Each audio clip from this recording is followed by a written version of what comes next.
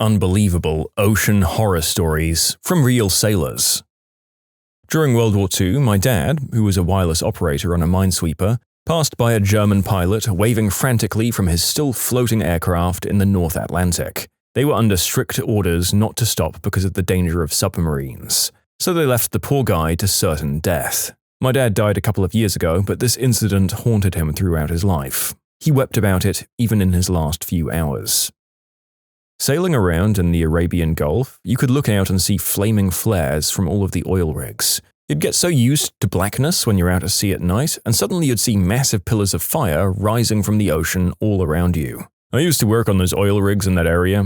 I used to sit on the helicopter deck and stare out at those flares like lampposts in a grass field. It was a beautiful sight. Fog. 360 degrees of thick fog. You could hardly see a couple of feet in front of your face. Very creepy, and waterspouts. Those are pretty cool though.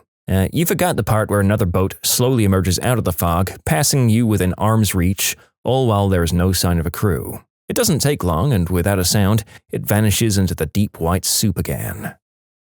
I came across a man who'd strung himself up on his boat about 5 or 6 miles offshore about 4 or 5 years ago. The eerie and truly creepy part was realizing what it was. We just saw a boat out in the middle of the ocean's nowhere without anything other than blue horizon in sight at the break of dawn, and there was fairly thick fog as it had rained the night before. Realizing that the figure hanging from the boom was a man was one of the most haunting things I'll ever see. My uncle was last at sea while sailing. He went missing near the Marquesas, and there was a big search and lots of people involved and emails going to all family with updates. They found his boat sunk, missing the raft. My cousin told me that he thinks his dad ended things and sunk his boat beforehand on purpose. He would have enjoyed this one last mystery. So the point of this story is that sometimes I think people like to get as far from people as possible before they off themselves. When diving, a huge seine net drifting towards you. It wasn't anchored or anything, just a huge whirling cloud of death full of barnacles and dolphin skeletons and decomposing fish. Well, that would haunt my nightmares for more than a while. God forbid you get caught in that. If you get caught, no amount of therapy would get me back in the ocean if I survived that incident. This huge turtle as big as a Volkswagen Beetle. It went right under our boat. That thing was crazy. I have family who sailed around the world. One day in the North Atlantic, their sailboat was going over some gigantic swells. They didn't have brakes at the top, so it was safe, but the boat was rising and falling way beyond the natural. At the bottom of a trough, my uncle looked up to see the sun behind a wave and the silhouette of a whale inside, above him. Something about the immensity of whales and the ocean itself is very overwhelming and frightening. That image is horrifying to me, but I'd love to see it anyway. That kind of thing could be terrifying and humbling at the same time. Once I was scuba diving in Hawaii in not super deep water, like 60 to 70 feet at the bottom. We were down on the bottom checking out some eels and octopodes when everything got a lot darker. I looked up and there was a family of 3 humpback whales above us, a big one looking down at us, and the second one with a baby farther back. I'll never forget the look the big one gave us as it drifted overhead. Just kind of turned towards me from maybe 30 to 40 feet away and stared at me with its huge eye. Awesomely terrifying. We were once ported out of Bahrain, and we woke up to this god-awful smell. We tossed on our coveralls and headed for the weather deck to find a huge cargo ship on the next dock stacked 5 stories high with cages of live lambs. Losing your ship's service generator in the middle of the Atlantic Ocean late at night. Most of the electrical service to the ship is lost until the emergency diesel generator hopefully starts up. When you're used to all of the vibrations and sounds in your living spaces, silence is deafening. It was a foggy night off the shore of Long Island, and I was on a 75-foot schooner. The fog was so thick that you couldn't see more than 10 feet in front of you. The captain tells me there's no point in continuing my watch at the bow of the ship, and he and I start talking at the stern. About that time, there's a thunk on the side of the ship. We both turn to see a figure dressed in black, flowing robes walking towards us on the outside of the ship. The robes were scratching down the outside of the ship. It keeps coming closer and is high enough in the air that the top was about even with our heads. Turns out it was just a huge black flag to mark a lobster pot, but those first few seconds, it was terrifying. I once thought I saw a small landmass on the horizon. Upon closer inspection, it turned out to be a dead whale, belly up, with seagulls standing on it, pecking away at its flesh. My father, back in his commercial fishing days, noticed that there was a t-shirt in the middle of his net after one tow. After a little investigation, he found out that it wasn't just a shirt, but a human torso wearing a shirt. He said he was terrified that he'd open the net and a head would roll onto his feet, but luckily that didn't happen. His captain radioed ahead and they brought the torso back to the docks, where they were met by the police and a coroner. They were eventually able to identify the body, based on the clothing, as a victim of a plane crash that had occurred fairly recently. My dad said he offered a free lobster to the coroner, who graciously accepted it until he found out that it had been in the net with the body. After that, he got angry and told him to throw it back. That's understandable. That lobster probably had been eating the torso. Fishing out near the Great Barrier Reef, and my brother, who gets seasick, decides to go for a swim to settle his stomach, and less than a minute after getting back into the boat, a 17-foot great white went under the boat. I've been told that unassisted swimmers don't resemble the great white's prey. On the other hand, I've also been told that Santa Claus is real. While it's true that you're not like a great white's natural prey, sharks still tend to bite stuff that they're curious about. Tiger sharks, for example, you want to stay well clear of because those things will take a bite out of anything. Not a sailor, but I was on a fishing charter boat on Lake Erie. It was around 5 a.m. in the morning, and the water was scary calm and glass-like, and it was so foggy you couldn't see more than 30 feet, if that. We all started hearing this plopping sound, like somebody was slapping the water with open hands. It kept getting louder and closer, and at this point we'd all slowly moved to the other side of the boat, not knowing what the frick it was. Even the boat captain was standing there in total silence, as we all just stood there and listened to this plopping sound getting closer and closer. And to the shock of us all, a deer swam by the boat. Yeah, a deer. It looked to be a very large buck with at least 10 points on his rack. We were more than 10 miles offshore, so it made no sense at all. Can you say freaky? The stars. When you're 3 days from the nearest land and it's clear night, there are more stars than you could ever imagine, and enough shooting stars to make you run out of wishes. It's also pretty cool being stuck in the Panama Canal with a Los Angeles-class submarine when they had to shut down the locks. Before we knew what was going on, there were helicopters everywhere dropping off Marines to set up around the lock. Toilets on boats are usually plumbed with seawater because it makes no sense to crap in your limited drinking water. One night I was taking the watch on a long-haul sail up the US East Coast. We were rounding the Florida Keys about to point towards Maine. I had to use the head, so I went below and pumped some water into the bowl. It was glowing in the dark. That freaked me out so much. Turns out there's photoluminescent phytoplankton in the water, which will glow if pumped into a dark toilet bowl. It's no longer scary, actually pretty neat. I mean, that just makes it even more important to use the toilet brush, don't you think? Those glowing little tattletales will highlight your marks of shame for all to see. I do feel a bit bad that they suffer a slow, crappy death in your septic tank, though. Well, I'm no sailor, but I am in the military. On September 11th, 2013, I was on a ship in the Red Sea. We were having a ceremony in remembrance of September 11th, when up floats a dead body right next to the ship. We were all locked down pretty quickly so that they could send out a couple of small boats to retrieve it. Never did hear anything more about that. Pretty damn weird if you ask me, though. Australian naval supply ship on the Great Southern Ocean, next to another naval ship. The swell was so great, the top of one ship's mast was deck level to the supply ship.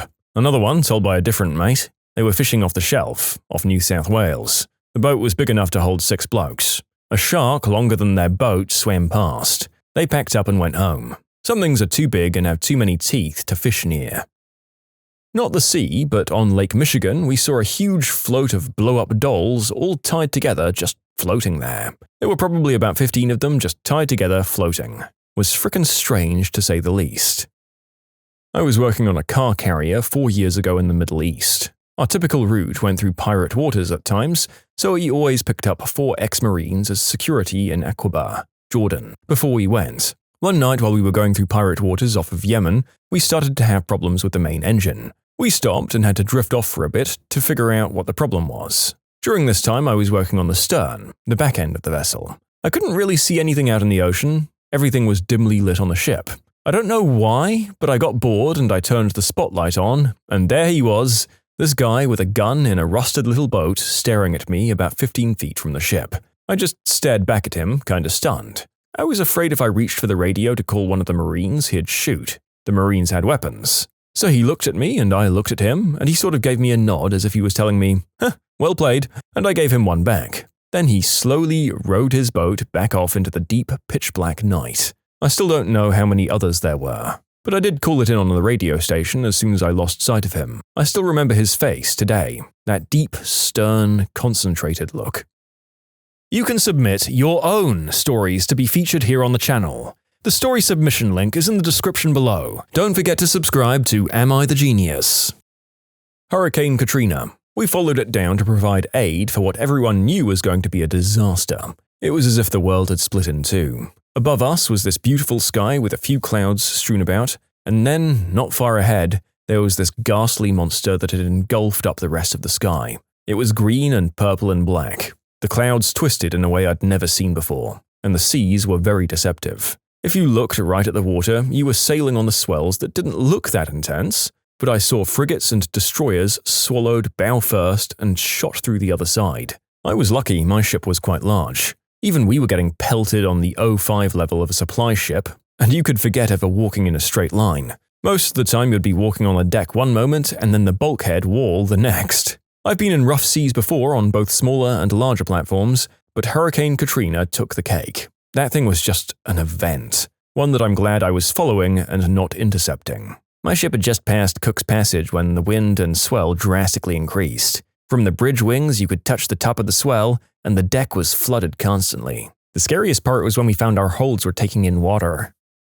I was in the Navy, standing watch in Operations Center. We were off the coast of San Diego. It was a very calm, clear night. Very smooth water. It was just me and a buddy on watch. I stepped out on the port side of the bridge under the bright moonlight. As my eyes adjusted, I start to see a circle form in the water and just grow and grow, making a perfect circle. I then noticed another, and another. My mind tripped and I couldn't figure out what was causing these massive circles forming near our ship.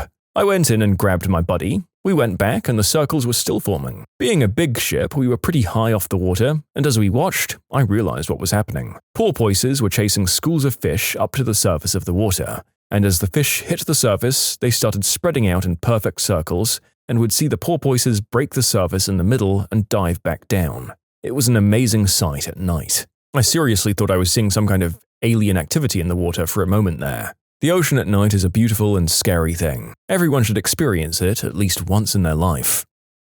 My uncle runs a charter fishing boat. He loves telling the story about how he was put out in the ocean on his boat at night, and there was this beautiful woman floating in a raft unconscious. He and my cousin pulled her aboard, and she began to regain consciousness, and she was really drunk. Apparently, she ended up being on a party boat earlier, and everyone just thought she was being too annoying. So to get rid of her, they just put her on a raft and sent her off.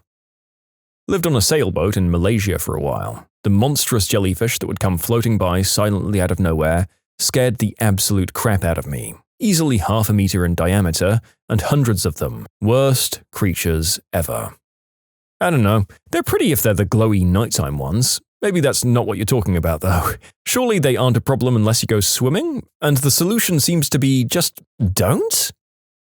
Finally, somewhere I can tell this story, quite possibly the strangest thing I've ever seen in my life. It was about 2 a.m. in the middle of the Atlantic and very dark with no moon. As I was walking up to the bow of our sailboat to inspect the sails, I saw a faint glow in the water a long way off. I stared at it for a long time before I realized there were actually 2 glowing objects moving quickly underwater, on a collision course with our boat. I immediately thought it was some submarine or torpedo about to ram us. But then the glowing shapes came right alongside the boat, perhaps a foot underwater. They were 2 ghostly blue dolphins, glowing brightly and so vivid and so close in the water. I immediately realized the dolphins were being illuminated by bioluminescent plankton, but the sight was surreal. I watched them play in our bow wave for a while, imagining sailors of the past witnessing these eerie dolphin spirits and how mind-blowing that must have been. I was sailing a small sunfish around an island near Florida in shallow water. As I cruised along, suddenly a large section of water directly in front of my bow exploded with a large splash. Immediately afterwards, my boat rammed into something under the surface and came to a complete stop. My first thought was, I've hit a reef. But suddenly, the entire boat was lifted up and spun around 90 degrees, almost dumping me into the water. There was another big splash and I saw something zoom away, leaving a wake behind it. I was left freaking out and shaking. I thought to myself, I must have hit a big dolphin. Maybe it was a manatee. Lots of dolphins around here. So I finished my sail and went home. When I got to the beach, I pulled up the centerboard and found a real surprise. A 2-inch chunk had been bitten out of the wood. You could clearly see the marks of 3 large teeth. I'm very happy I didn't fall out of the boat that day. When I was 19, I'd just gone to sea for the first time with the US Navy. A few days after heading to the Gulf of Mexico for a few weeks of substance ops, we were dispatched to the Straits of Florida because Fidel Castro had opened the doors, and people were fleeing Cuba in droves. It was called Operation Able Vigil. One night, after standing watch all day over dozens of people who had been pulled out of the water, I was standing on the O3 level of the ship with a chief, smoking a cigarette. It was the only exterior surface of the ship not covered with refugees. It was a full bright moon that you could see reflecting on the ocean's surface, and we were talking about how crazy this all was and looking at all of the other Navy and Coast Guard ships on the horizon doing slow circles looking for people like we were. Suddenly, in the reflection of the moon, we saw something pass through the reflection. He looked at me and I nodded that yes, I'd seen something as well. He took off like a shot to the bridge, and the ship started to circle back towards the thing we'd seen. It was a person in a life preserver just floating in the middle of the Straits of Florida, hoping someone would see him. There we were on this $2 billion missile-loaded warship doing slow circles, looking for people in the water. All told, my ship saved or transported about 1,800 people back to Gitmo for processing. Keep in mind, ship's crew was only about 400 people. It left a big impression on 19-year-old me. I was in Angola surveying a 5-meter-wide corridor in preparation for the installation of a pipeline. We stumbled upon this foot-long cylindrical item. Lots of head-scratching, and later the client requests that it be relocated out of the corridor. The ROV moves in and inspects the item closer. Tin can? Compressed air bottle? Ordnance? ROV carefully picks the item up with its manipulator and then splat. It's only a huge bloody chunk of salami about 1,400 meters beneath the ocean's surface. Wasn't expecting that. Other finds include a twin-drum washing machine and a toilet seat. Going through the Suez Canal at night from Egypt, our ship was third in the convoy. You could see the ship in front of us fade into the darkness, but still able to see the lights. Then they vanished, like they were turned off. The lights in the sides of the canal vanished as well. After some time passed, we could see what the frick had happened. We'd sailed right into a wall of fog so thick that I could barely see my hands at the end of my arms. And when I say a wall, I mean it. There was no gradual build. It wasn't scary, but it felt otherworldly. I felt like on the other end of that fog it would be another time, like 1948 or something. I'm 69 years old now. When I was a kid, the retired couple next door babysat me. When the husband was a young man, he was a telegrapher at sea. Their ship was in the North Atlantic and he was on duty April 15th, 1912. He heard the distress call from the Titanic. Wish I'd interviewed him on tape. It's amazing how close some of these great events that we've only seen on film are to us. Even though we're just about losing our last few World War II veterans, the fact that so many of us knew people from these great storied landmarks of the 20th century who themselves grew up on stories of the 18th, continuing back on through history, is just sort of humbling to me every time I think about it. While traveling between Key West, Florida and Norfolk, Virginia, roughly near Miami, our lookout called away a ship at 090. We got on our radar, which has a range of 80 miles, and there wasn't a thing on it. A few of us went up to the crow's nest and used the mounted binoculars to look out, and there was a World War II-style battleship that could be seen hazily on the horizon. No evidence of it whatsoever would present itself on the radar. Pretty creepy. Not a sailor, but I do fish in the Gulf quite often. A few years ago, I was down in the Thousand Islands area, southwest Florida, doing some backwater fishing with a buddy, and we hear that of a helicopter off in the distance. So we look up and watch a Coast Guard chopper trying to catch up to a speedboat. The chopper flies ahead, rotates so that its side is facing the front of the boat, and just opens up on the engines of the boat with an automatic weapon. The boat explodes into fire, I'm guessing it's hit a fuel tank, and the chopper starts hovering in a circle of sorts looking for survivors. At this point, my friend and I are like, yeah, we should just get the F out of here. A little later on, we did see what looked like a smaller Coast Guard ship heading out at that point. I'm guessing it was some sort of substance smuggling operation out of Cuba. Made for an interesting Saturday afternoon.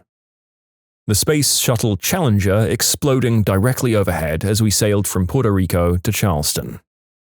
Out to sea on a small fishing boat, 50 feet I think. One night after we set the gear, my brother and I chucked a shark hook in to see what was out there. Went inside, chucked on the telly, and having a cone when we felt the boat move unnaturally. Checked the hook and we had a good-sized Mako shark, about 14 feet on it. Now, being a shark lover, I really wanted this thing to go free, so we tried to get it up onto the gantry to let the slack off so we could unclip it. As we were lifting it, it was getting lighter instead of heavier, and the shark was absolutely flipping out.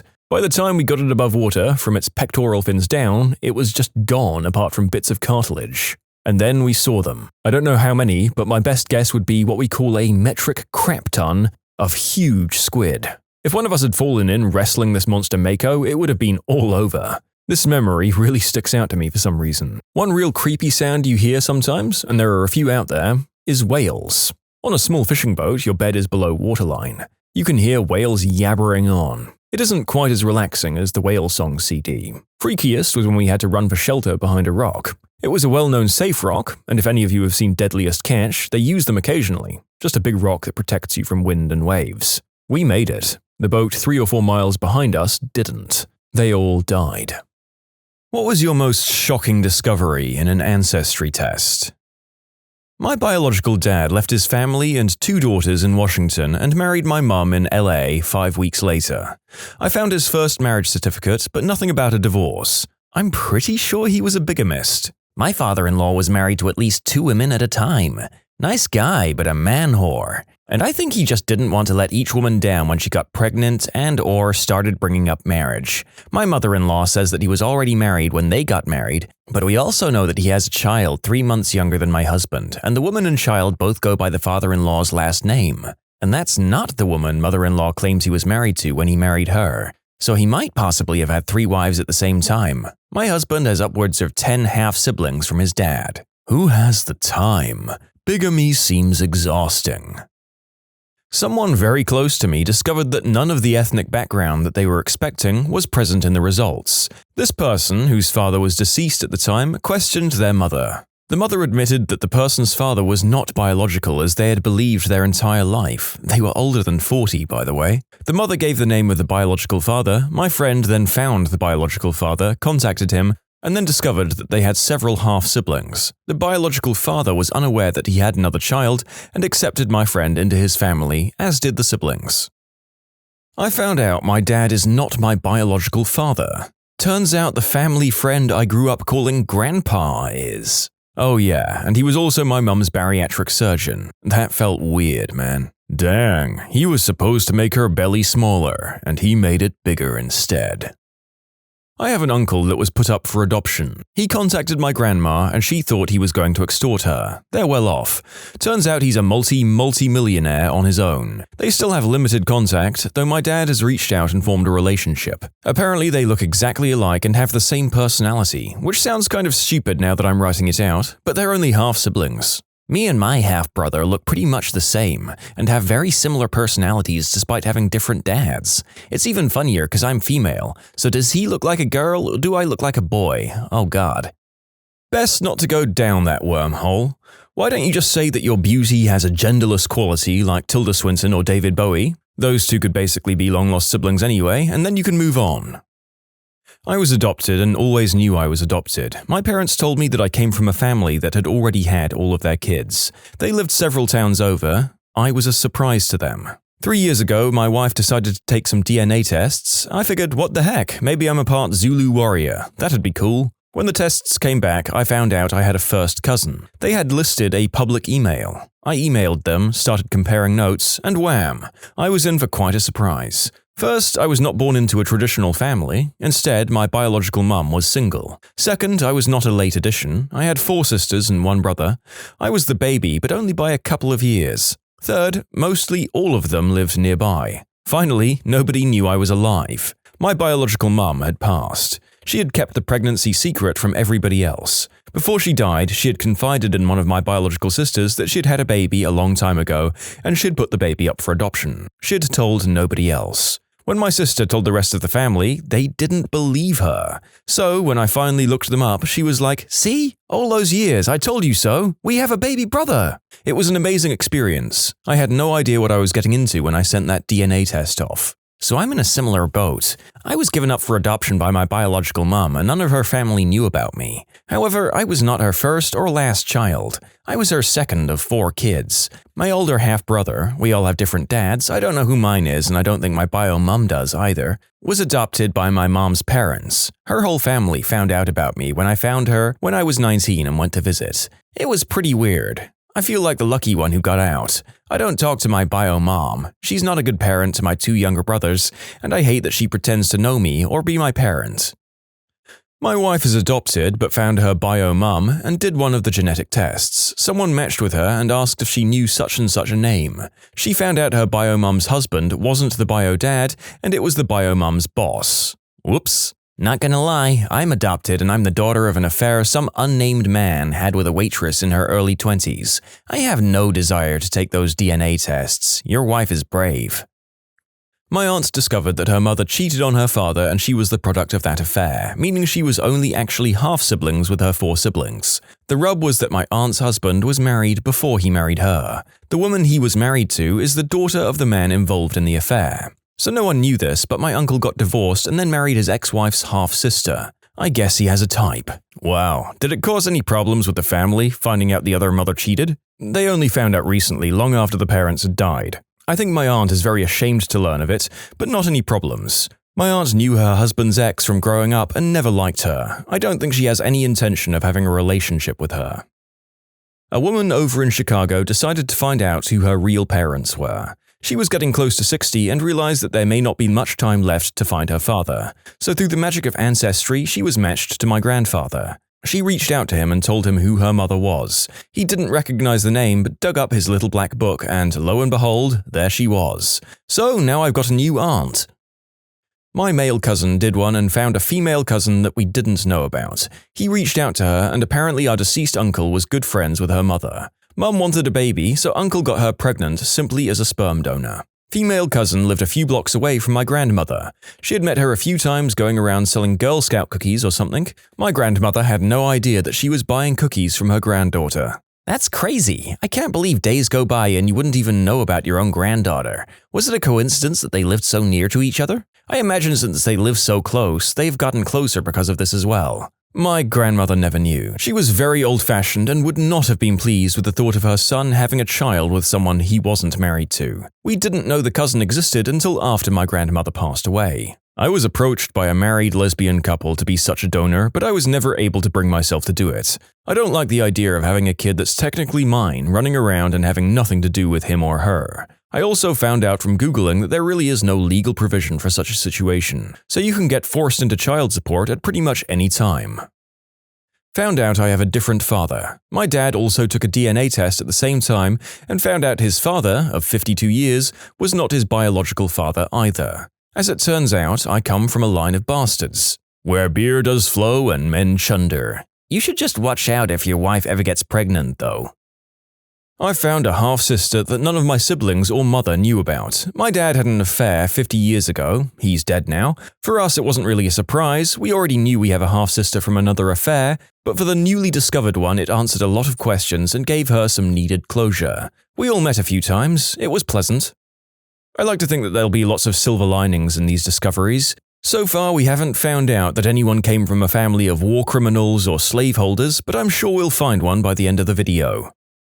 A friend who never knew who his father was, Mum had a weekend fling in college and never contacted the guy after, had his wife help him to use Ancestry.com to try and track him down. My friend reached out and the guy was obviously surprised but flew across the country to meet him. They have a great relationship now, the dad attended his wedding, and they try to get their families together a couple of times a year or so. That's awesome.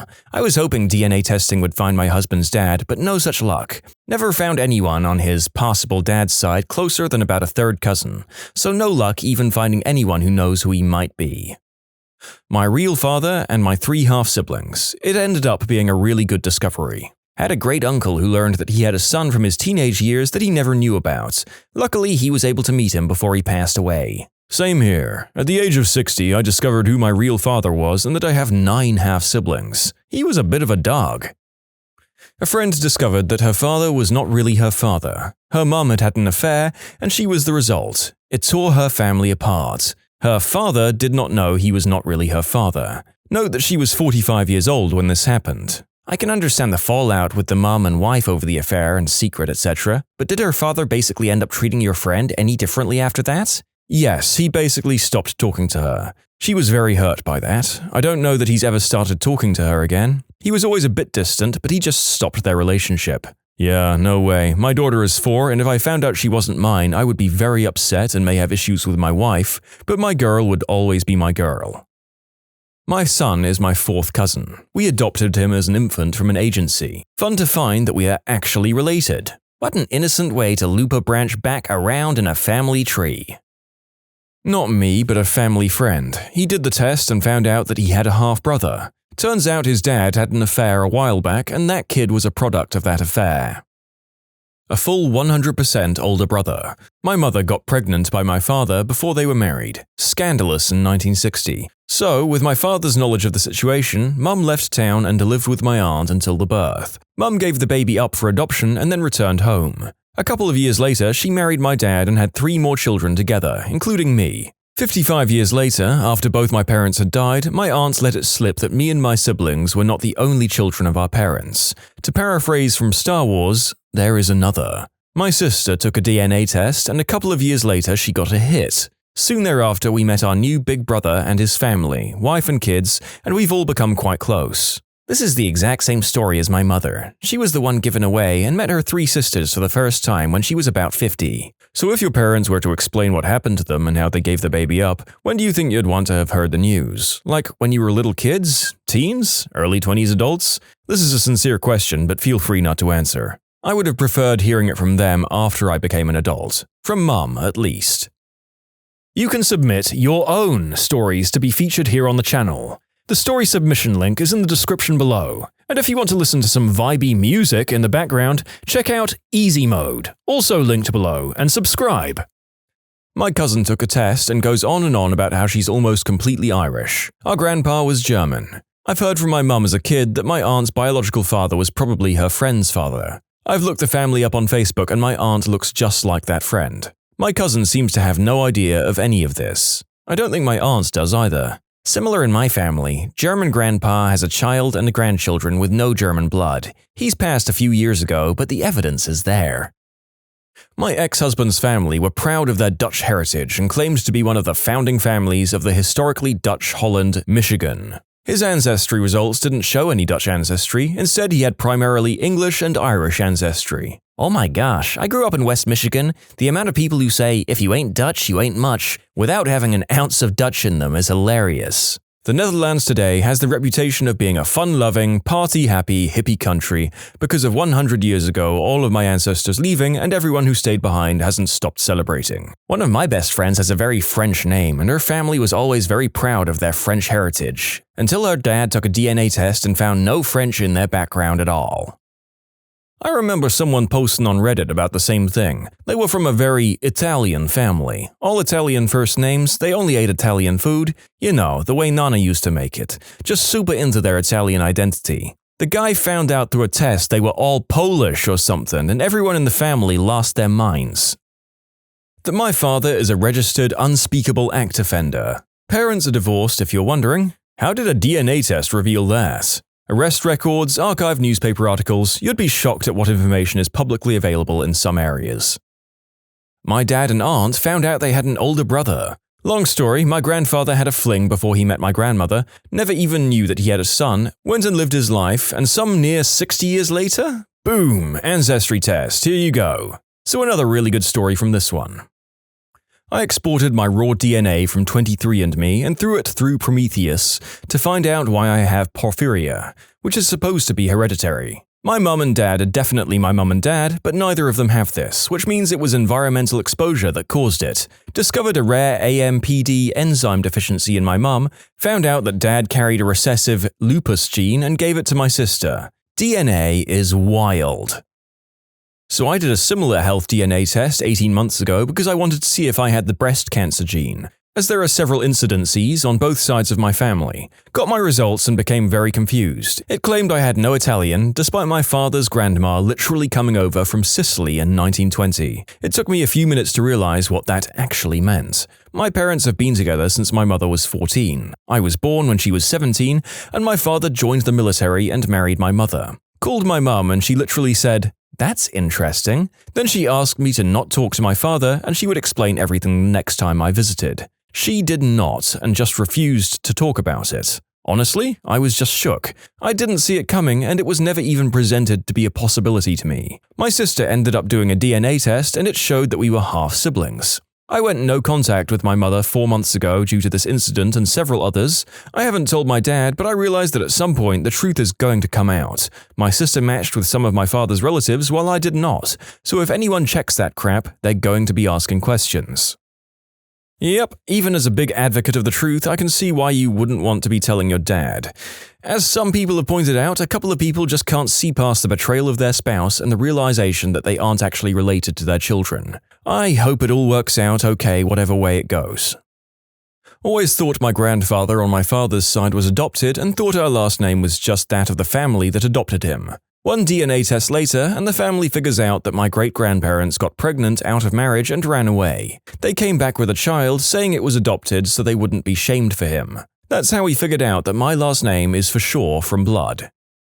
Not me, my wife. A few years ago, my wife and I both took the 23andMe test. One of her matches came back with 23%, which is high for someone non-family. She messaged him and they started talking. He was about 10 years older and said he was adopted, and the only thing he knew was some basic biological info. From his age, that would have put her mum at 14, but her mum never said anything about it. So the two options were her mum got knocked up young or grandma had a secret love child. She asked her youngest uncle, who said that when he was a kid, he remembered his sister going away for a few months because she was sick, and the family just pretended it never happened. He also said that before his mum, my wife's grandma, passed away, she told him all about it. So now my wife has a brother, a sister-in-law, and nieces and nephews. My mother-in-law is still around, but my wife does not have the best relationship with her. So my wife wanted to make sure she had all the information before she even approached her mother about this. Because in my wife's words, her mum, she's a few crayons short of a full pack.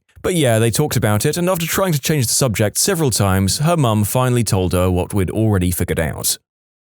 We found out that my grandmother was biracial. She was abandoned shortly after birth at a church by an older white lady, adopted by a white farmer with 11 kids, and stopped talking to most of that family due to nondescript unpleasantness as an older teen. She died 20 years before I was born and looks like Maya Rudolph in the few photos that I've seen, but insisted she was part Sicilian. My father and his brother both look more white than not. My father worshipped the ground she walked on and never questioned her ancestry. My uncle was always pretty sure she was black and argued with her a lot. Both dad and uncle ended up being super active in the civil rights movement and still are devoted to anti-racism work nearly 60 years on, which largely stemmed from these discussions growing up. Anyway, my mum, divorced from my dad, got me a DNA test a few years ago. My grandmother was definitely half black. I have no Sicilian or Italian DNA. I've connected with a few black distant cousins over email and Zoom, and I'm waiting for the pandemic to mostly end to talk to my dad about it and introduce him to more family.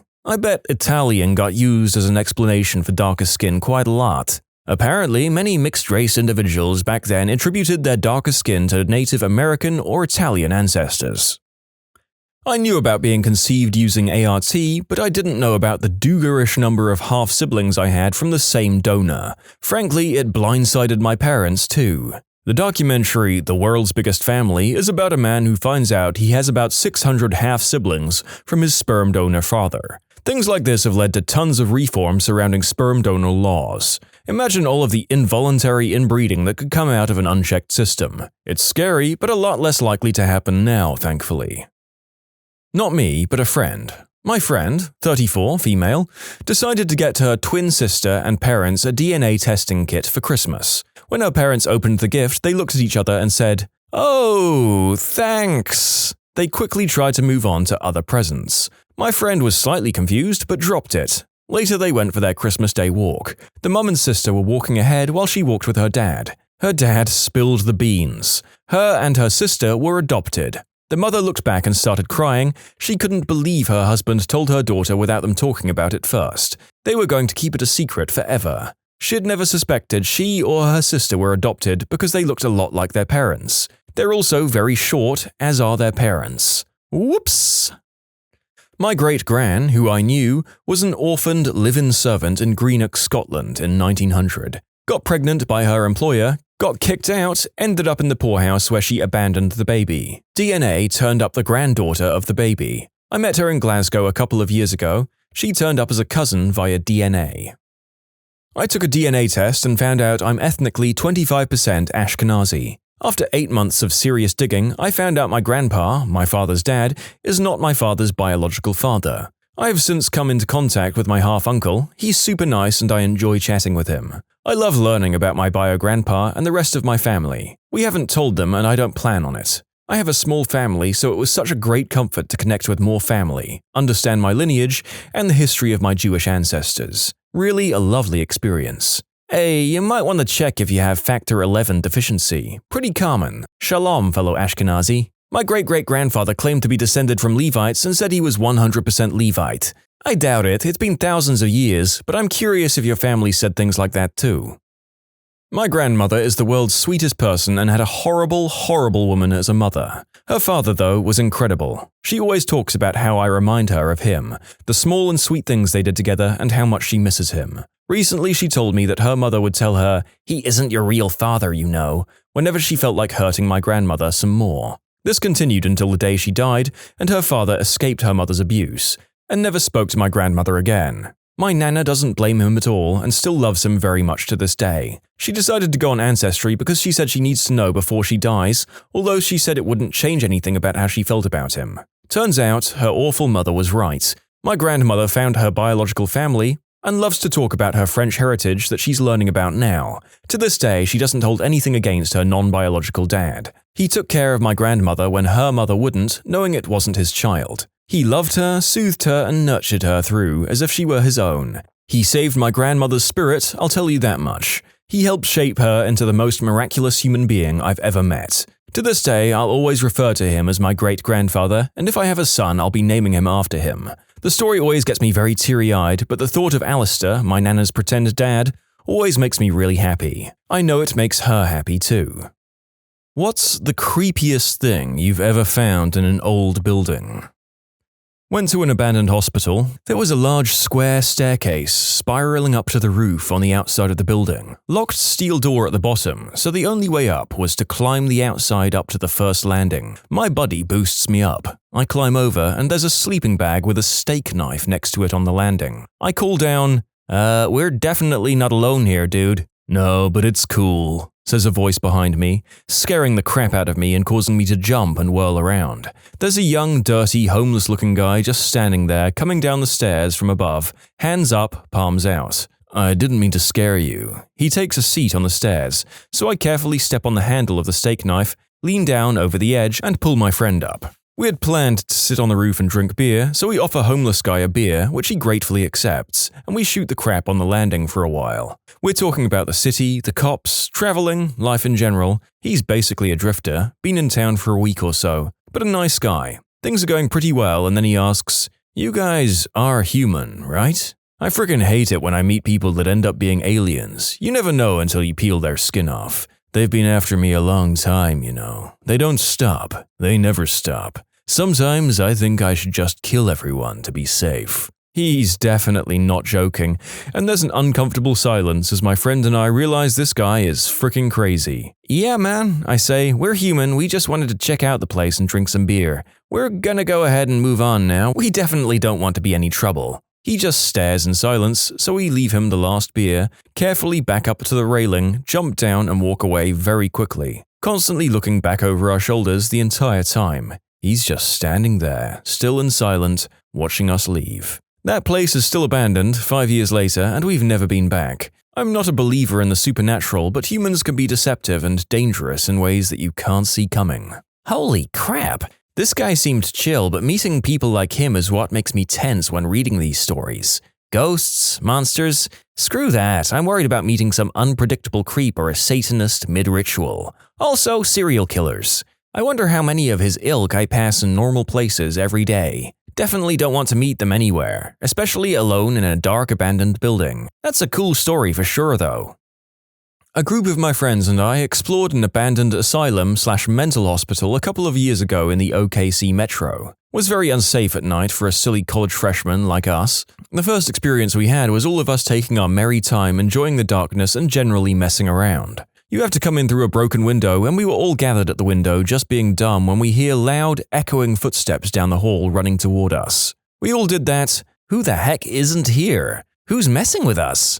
Look and turn, and after realizing that we're all present and none of us are sprinting down a dark, abandoned hallway, we booted it out of there. The second time we could hear a group of people messing with us, jumping from around corners and such, but they never got too close. We assumed it was an animal at first, but got brave and realized it was a person. We managed to catch them, and after staring at a collection of seemingly drugged-up 20-somethings who begged us for cans of paint and cigarettes, we got the not-so-good vibes. Finally, you say? And we tried to leave. The leader of the haunted asylum cronies asked if we had jewelry, which we denied. He then said the creepiest thing I've heard in my life. I like jewelry. I take it off the girls here when they sleep. We fricking bolted. What? Why ever did you run? Seemed like a nice, well-adjusted fellow. People these days are so judgmental. I'm kidding, of course. I wouldn't blame you if you were still running, guy who wrote this story 6 years ago. Nothing big, but I was once exploring a drainage tunnel with friends. We were pretty deep inside of it and turned a corner to see someone leaning against a wall with a hat on. It ended up being a sandbag someone dressed up, but it scared the crap out of me because it was pretty deep in there. There were pants and shoes and a jacket with a hat on it. I don't know what they did to make the jeans look like legs because I didn't touch it or go back. A friend of mine went back and told me it was a sandbag and I was already done for the day. So someone a long time ago went in there and dressed up a sandbag just so someone else would be spooked? We were kids exploring an underground flood channel. There were spots we could climb up and dangle our arms out of the storm drains on the street, but that required crawling up weird diagonal tunnels. There were 4 of us, maybe 12 years old, 1 flashlight. The walls were all graffitied with a lot of gang stuff and even warnings to turn back. Blah blah blah. We just interpreted that as other kids being bored. We got to the spot where the ceiling angled down quite low to the point the opening was so small we had to crawl to continue. Challenge accepted. It looked like it opened up again shortly, so we crawled through 5 to 6 feet of the low area when it opened back up. It looked like we were in a large round concrete pipe. Before it was square or rectangular. Still lots of graffiti. We started yelling and playing with the echoes, then we thought we heard something, so we got quiet. Then a real loud, "You're gonna fricking die!" came echoing from the darkness. The kid with the flashlight ran so fast, the rest of us were left in absolute darkness. Anyways, this was the first time we passed the low spot, but the last time we went down there. None of us died that day, the rest of us ended up quietly and slowly walking out in the darkness. This isn't urban exploration, more rural exploration, I suppose you could call it. I was working on a project for a photography project. There was a massive forest up a mountain near where I live. Said forest contains an abandoned hospital that was shut down after an unexplained death. No, I'm not joking. So it's a crappy day weather-wise. I'm in a wood with a camera and a packed lunch ready to go wandering. After a few hours, I found a small camp with some abandoned tools, including a massive bolt cutter. Someone had tried to destroy them in a fire, but that was a no-go. Maybe 200 to 300 meters away, I found a burned-out car. Not an uncommon sight in the area. Kids buy super crappy, clapped-out bangers and trash them up there. Not far away, about running distance, I found a pair of woman's jeans. And a little further away from that, maybe 5 meters or so, there was a pair of panties hanging on a low branch. They'd clearly been there for a while. I'm not sure how long underwear would last exposed to Irish weather, and these were right out in the open, but a few weeks maybe? Pretty creepy finding all of that alone in the woods. I flipped through local news for anything on any break-ins, assaults, or anything suspicious, and couldn't find anything that had happened recently. For the record, I did contact police, but they pretty much told me it was just littering, no actual evidence of any wrongdoing. My friends, who always go exploring, told me about this time that they were just following a trail that went up into the hills, and after almost reaching the freeway, they ended up near an old closed-up train tunnel. They were able to squeeze through some of the loose fencing, and after wandering through with nothing of interest, they eventually came to a bunch of shipping containers. They told me that when they glanced inside, they saw a ton of weapons and ammunition in one, and just a crap ton of heavy boxes in the rest. After a few minutes of checking it out, they heard voices from further down the tunnel coming closer, so they got out of there. They also said it almost smelled like the ocean toward the end, so the tunnel might have led out near the beach. The place they hiked to was somewhere between Santa Barbara and Oxnard in California, as they stopped on the 101 going southbound and started their hike and ended up returning to the car and going to Oxnard at the end of the day. They made a report to the police, but I haven't heard of anything coming of that on the news or otherwise. Also, some people said it might be smugglers, but given that the crates were unlocked, the tunnel was unguarded, and it was accessible to anyone who wandered out there, I doubt that's the case. If it was, they were either just about to take off or they were really stupid smugglers.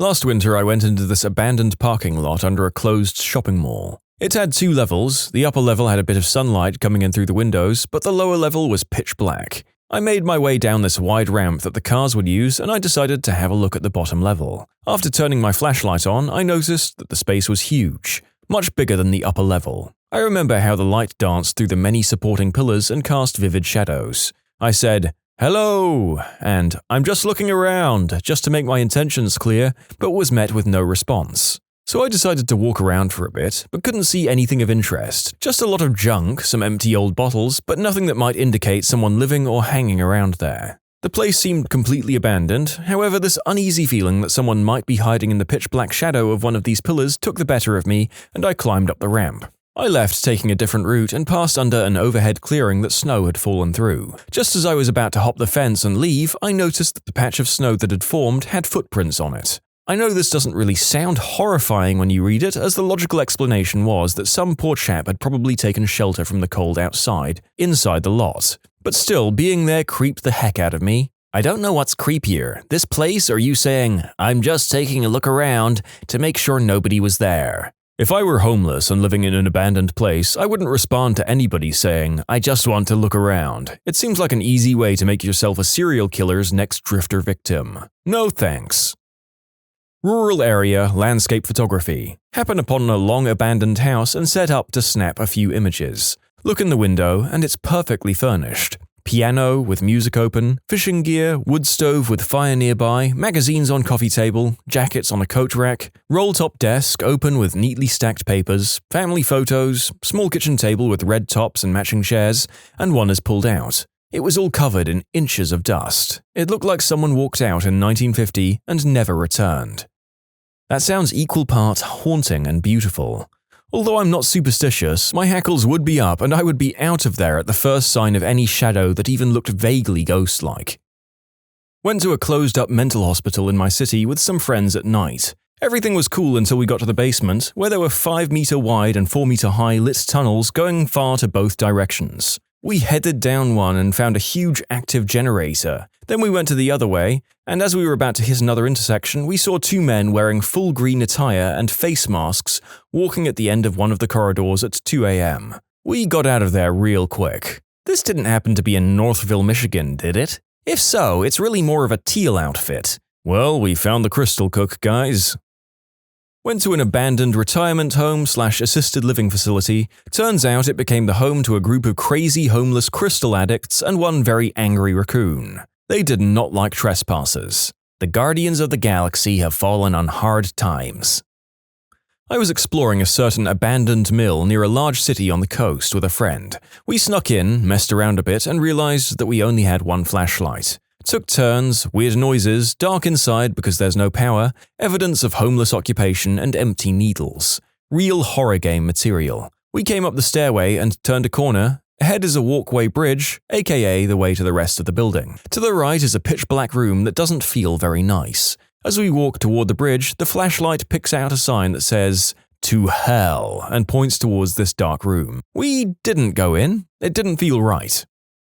You can submit your own stories to be featured here on the channel. The story submission link is in the description below. And if you want to listen to some vibey music in the background, check out easymode, also linked below, and subscribe. My friends and I used to explore this old factory/processing plant, no idea what it was originally. Anyway, it had lots of underground sections that were pitch black, even a couple of meters from the entrance, but which also required going down a flight of stairs. One time we found a burned out car 2 to 3 levels down, no idea how it got there, but that was kind of creepy. Another time we found a hole. We didn't bring torches or flashlights with us because we're idiots. But we had lighters and we were trying to figure out what the hole was or if it could lead anywhere. We put a stick in there and it ended up being at least 6 feet deep, but we also learned it was full of some liquid and that if we had fallen in we could have easily drowned in the dark. Another time we went a couple of levels down and one of us at the bottom started screaming shrieks of absolute terror and the rest of us thought that we were all going to be murdered. We all started running, everyone was screaming at this point, and there was this sludgy crap on the ground, and some of us slipped and fell just like in a gosh darn horror movie, slipping and sliding our limbs out of control. Again, there's 6+ people screaming bloody fricking murder with absolute fear and terror on their faces, so we all thought we were going to get murdered. Turns out a baby bird had made a nest down there and my sister got spooked and my friend screamed like an absolute baby. There was an abandoned hotel I was checking out. I gained access through a blown-out window near the indoor pool. It smelled like death inside. Came in to find a couple of bloated dead deer in the slime collecting towards the deep end of the pool. That should have been my sign to go.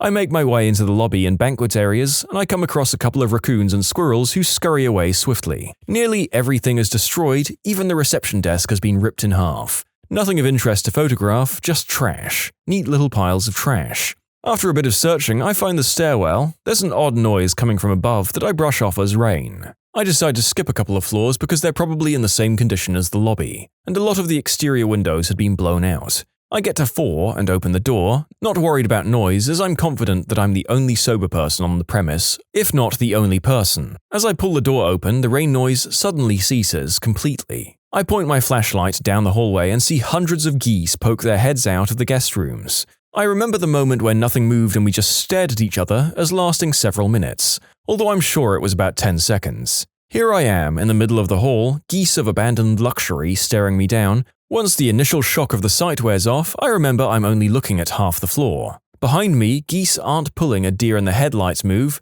they're coming toward me. Time to go. I close the stairwell behind me, only muffling the cacophony that erupted once I moved. As I hustled down the stairs, I realized the signs were there. Goose crap everywhere. I hit the lobby and turn toward the pool where a group of geese has collected as if they were trying to trap me. Luckily, they're just dumb birds. I got out to find the exterior of the hotel swarming with the frickers. There was one lone sentinel standing on the roof honking out a shrill command that the perimeter had been breached.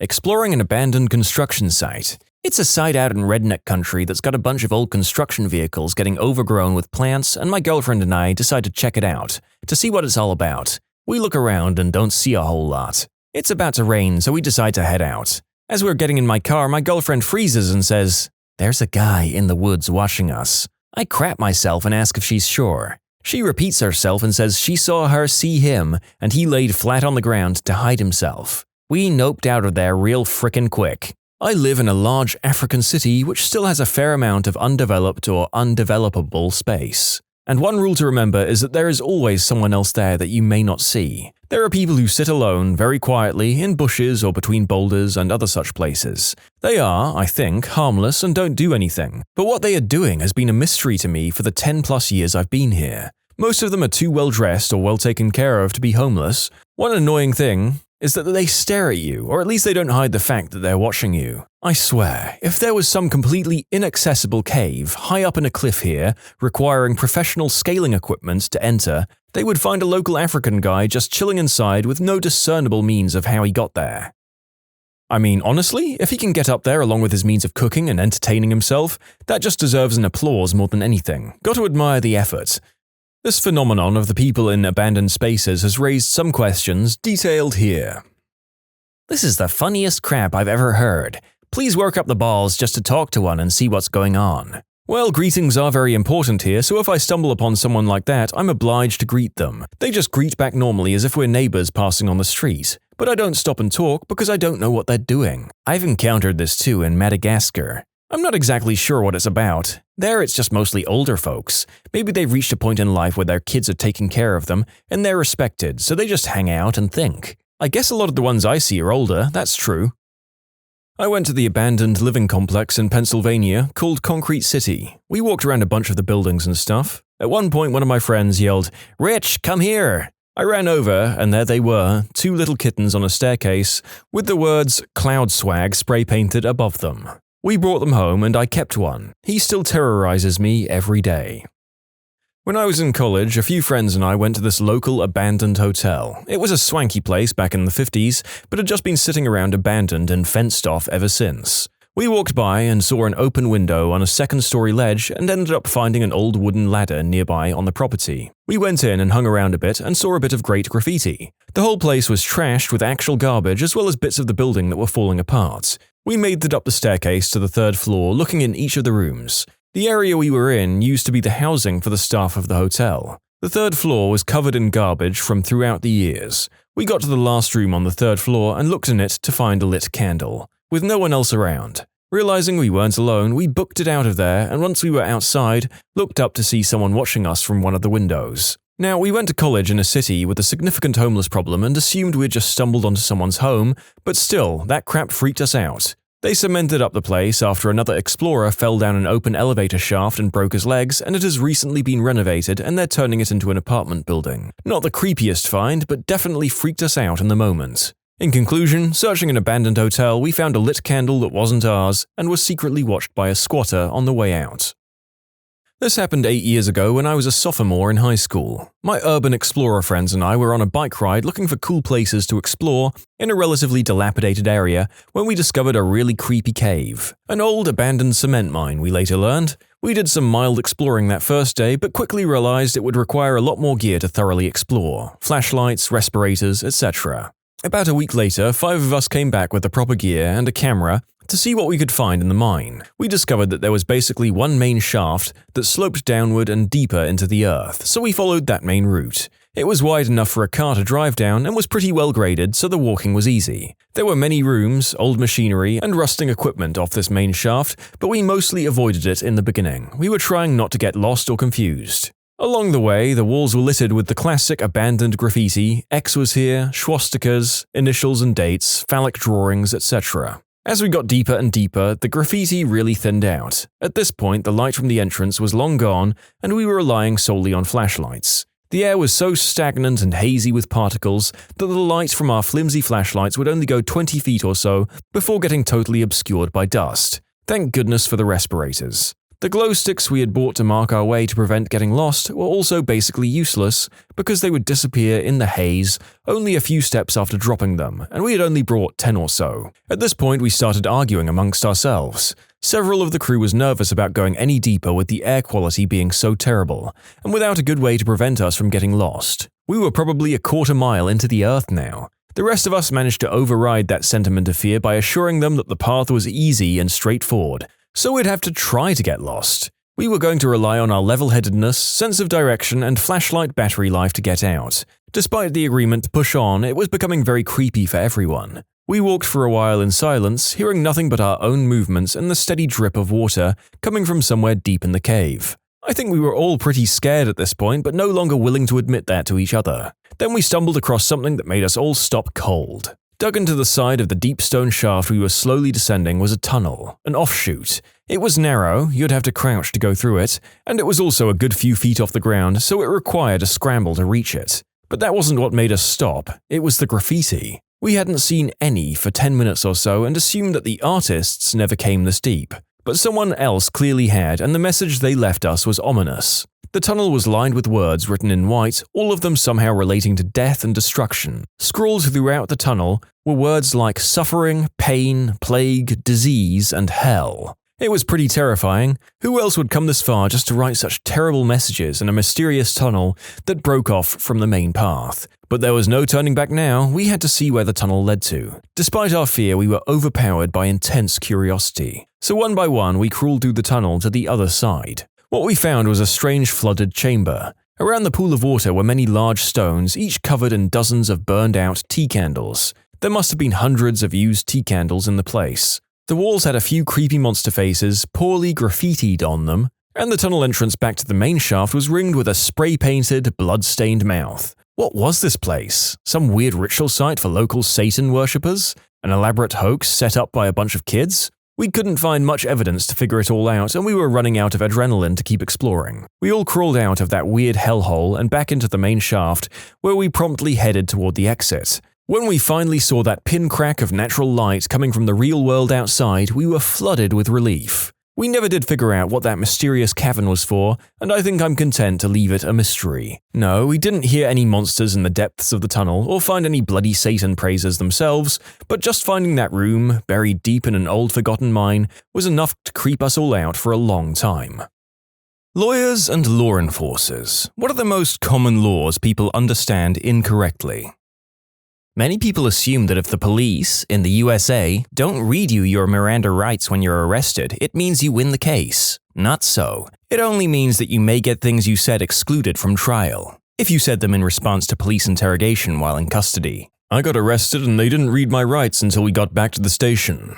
Unlike in movies and TV where they read them right away usually. The whole time I had a shred of hope that they would forget and I would get off because of that. It can ruin the DA's entire case, however, particularly if the person who is arrested makes the classic mistake of talking to the cops. Basically, if they don't read you your Miranda rights and you subsequently confess to the crime, that confession goes out the window, along with anything they've got on you as a consequence of that confession. For example, you confessing and telling them where your stash was, etc. Unless they can convincingly prove that it was not as a result of that. For a lot of minor crimes, the DA actually will not pursue it if your Miranda rights weren't read to you, as the level of difficulty has increased too much. I should point out the above only applies to evidence gained after arrest while the police are interrogating you.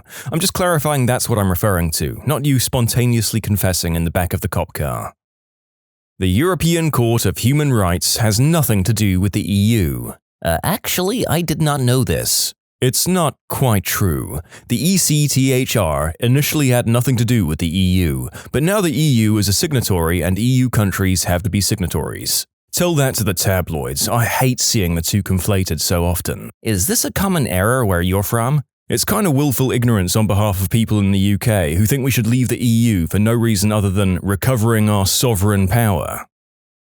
Lawyer here. I like when people say, "I'll see you in court."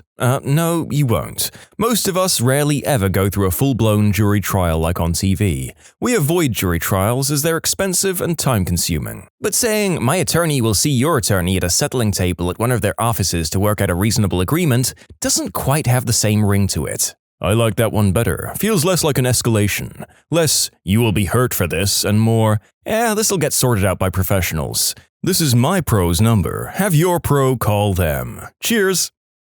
No, as a dramatic diva of a man, I have to say that not being able to scream, "See you in court," at the slightest inconvenience would be a significant detractor from my life's enjoyment. That you're entitled to one phone call from jail if you're arrested. This is not actually a constitutional requirement or even a nationwide standard. Telephones wouldn't need to be invented at the time of the drafting of the Constitution in order for a constitutional requirement, or right, to attach to the technology. Case in point, the Supreme Court unanimous decision this week that a warrant is required to search a person's cell phone, an extension of constitutional search and seizure protections to cell phones, which didn't exist until 1872, more than 20 years after Thomas Edison invented the Constitution. That some of your rights only apply to the government. Yes, a private citizen or business owner can certainly inhibit your right to free speech. More people need to recognize this. As a weapon owner, my individual right to own and carry a sidearm ends the moment I go from a public place into a private business or residence abode. If they disagree with me, they have the right to remove me from their premises however they see fit, as I'm now infringing upon their right to exercise, or not exercise, their Second Amendment rights within their walls. I use the Second Amendment as an example because it's the easiest to convey since there's a physical object involved. This applies equally to all rights though. In the cliché example of shouting, "Fire!" in a crowded theater, this person is infringing upon the exercise of a business's First Amendment rights.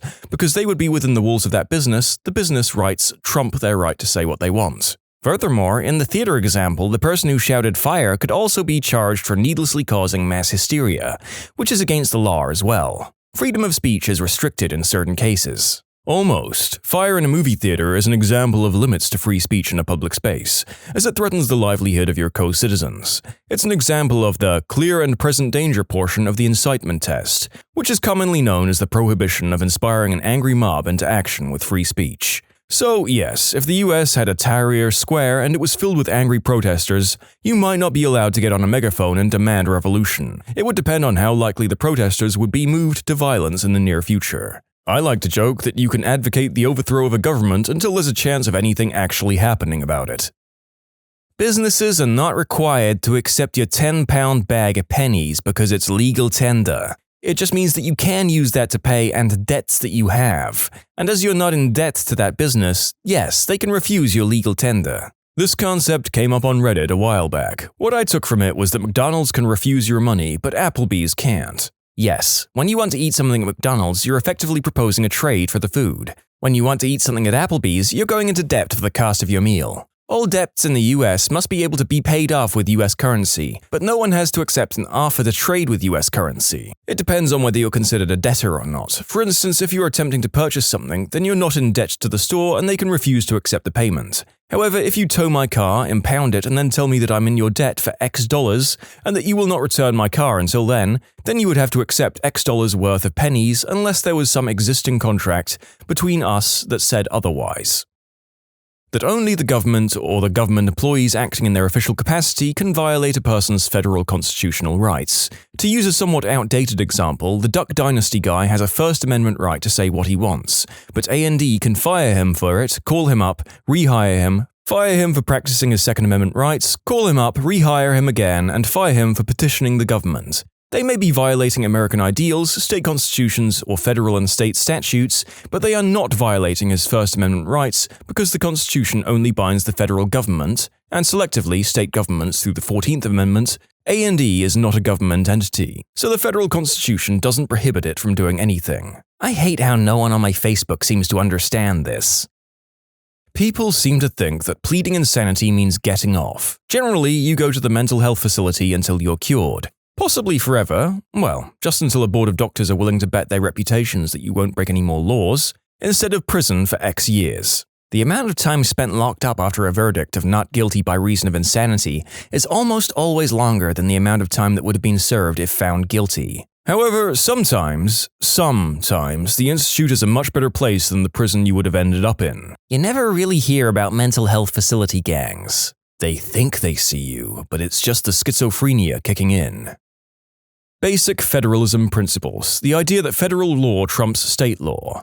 Mary J. may have been legalized in a given state, but you're still breaking federal law, which still classifies green herb as a Schedule I controlled substance. So sure, the state police won't arrest you, but the DEA can still arrest you. Furthermore, and I can't stress this enough, if you're in federal territory of any kind, green herb is illegal. California respects medical green herb. If you have a card, that's great. But once you step into Yosemite National Park, it is illegal, and the Eastern District of California is more than welcome to prosecute your rear end for possession.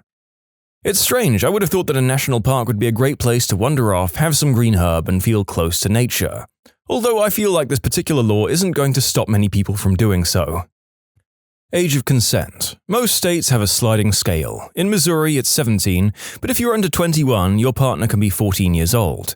However, laws on publishing videos and pictures of it are different for obvious reasons. You can legally do the deed with your 17-year-old partner, but you can't take pictures of it. There is case law exactly on this situation. Also, marginal tax rates, more accounting than legal, but they are tax laws. A lot of people believe that your entire income is taxed at a certain rate based on how much income you made that year.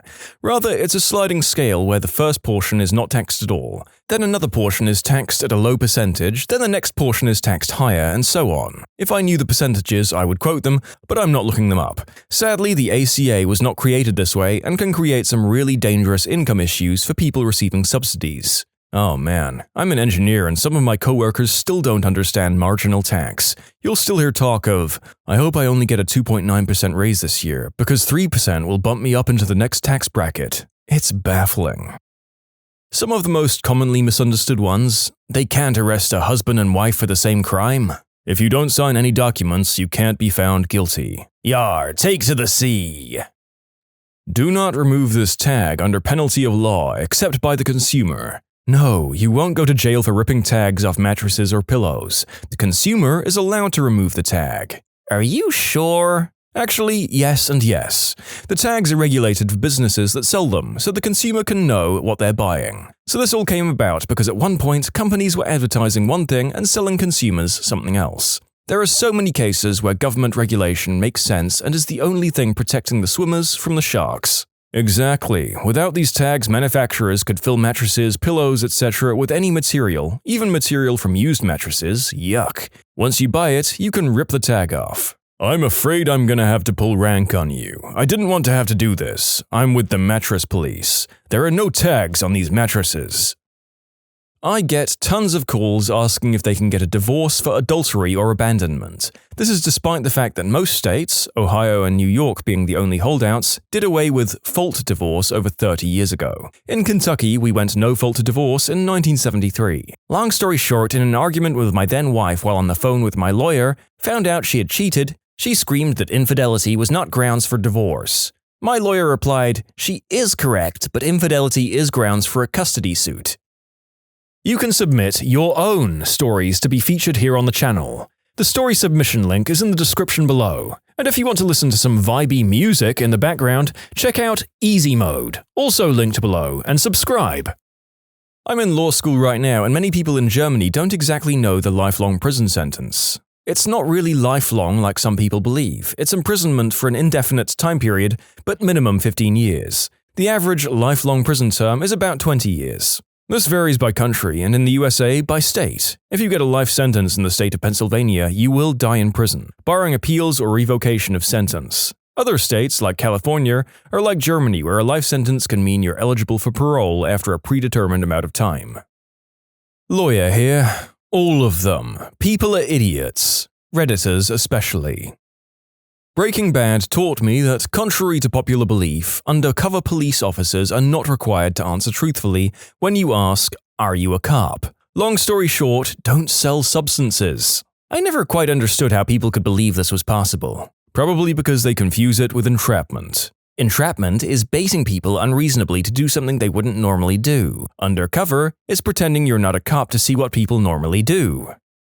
Bird law. People think they can keep hummingbirds as pets, but they're illegal tender. Not saying I agree, it's just the bird laws in this country. It's not governed by reason. Let's say you and I go toe-to-toe on bird law and see who comes out the victor. Filibuster? Thank you to everyone for furthering this debate on the very important points of law raised in It's Always Sunny in Philadelphia. How your stuff gets distributed when you die. No, it doesn't all go to your husband or wife most of the time. No, your $10 LegalZoom rocket lawyer will is not good enough most of the time. Estate planning attorneys don't pay the bills by selling wills or power of attorney. People who die without wills or with poorly drafted wills keep our lights on.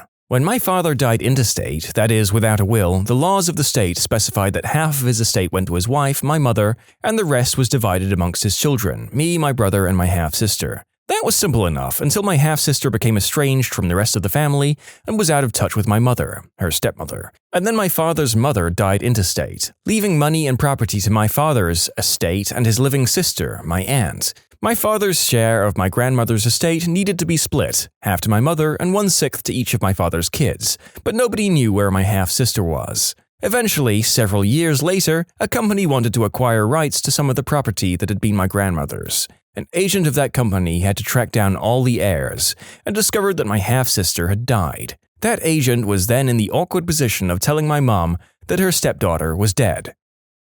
Oh wow, I've been waiting for this question. Being protected from discrimination does not mean that you're protected from buttholes. In other words, your employer or co-worker is allowed to decide he doesn't like you, which means he's discriminated between you and another person, so long as he hasn't made that decision based upon your race, color, or religious belief. In other words, you're not entitled to employment. The only thing you're entitled to is to not be discriminated against based on something out of your control, such as your skin color or your gender. The age at which a child in the United States can decide which parent they wish to reside with is, wait for it, 18. Yeah, that's right. If you're a child, you're not allowed to make decisions for yourself. That is up to the family court judge to make based upon the best interests of the child. We have free speech in this country. That means that if someone says something to you that you don't like, you can't sue them for libel or slander unless all of the following apply. Number 1, it's false. 2, it's been communicated to a third party, not just to you. 3, it affects your reputation for morality in the community. And 4, you have suffered either or both emotional and physical health repercussions as a result of the statement, or financial repercussions, or all 3. There are certain things that, if said, do not require number 4, such as a statement that you have a venereal disease. That's called slander per se, but these are rare statements, so usually you need number 4. Double jeopardy, thanks to the movie of the same name. Please expand. What is misunderstood about this? In the movie, a woman is convicted of murdering her husband. Once she gets out, she finds out that he's still alive and set her up for murder. She then hunts him down and murders him for real because she can't be tried for the same crime twice. Double jeopardy actually means you can't be tried twice for the same instance of crime, but it doesn't mean that if you were falsely accused of one crime, you now have free rein to go commit that crime for real. In that situation, the two crimes are not the exact same occurrence of a crime. One was a previous crime, and one was a totally separate, later crime.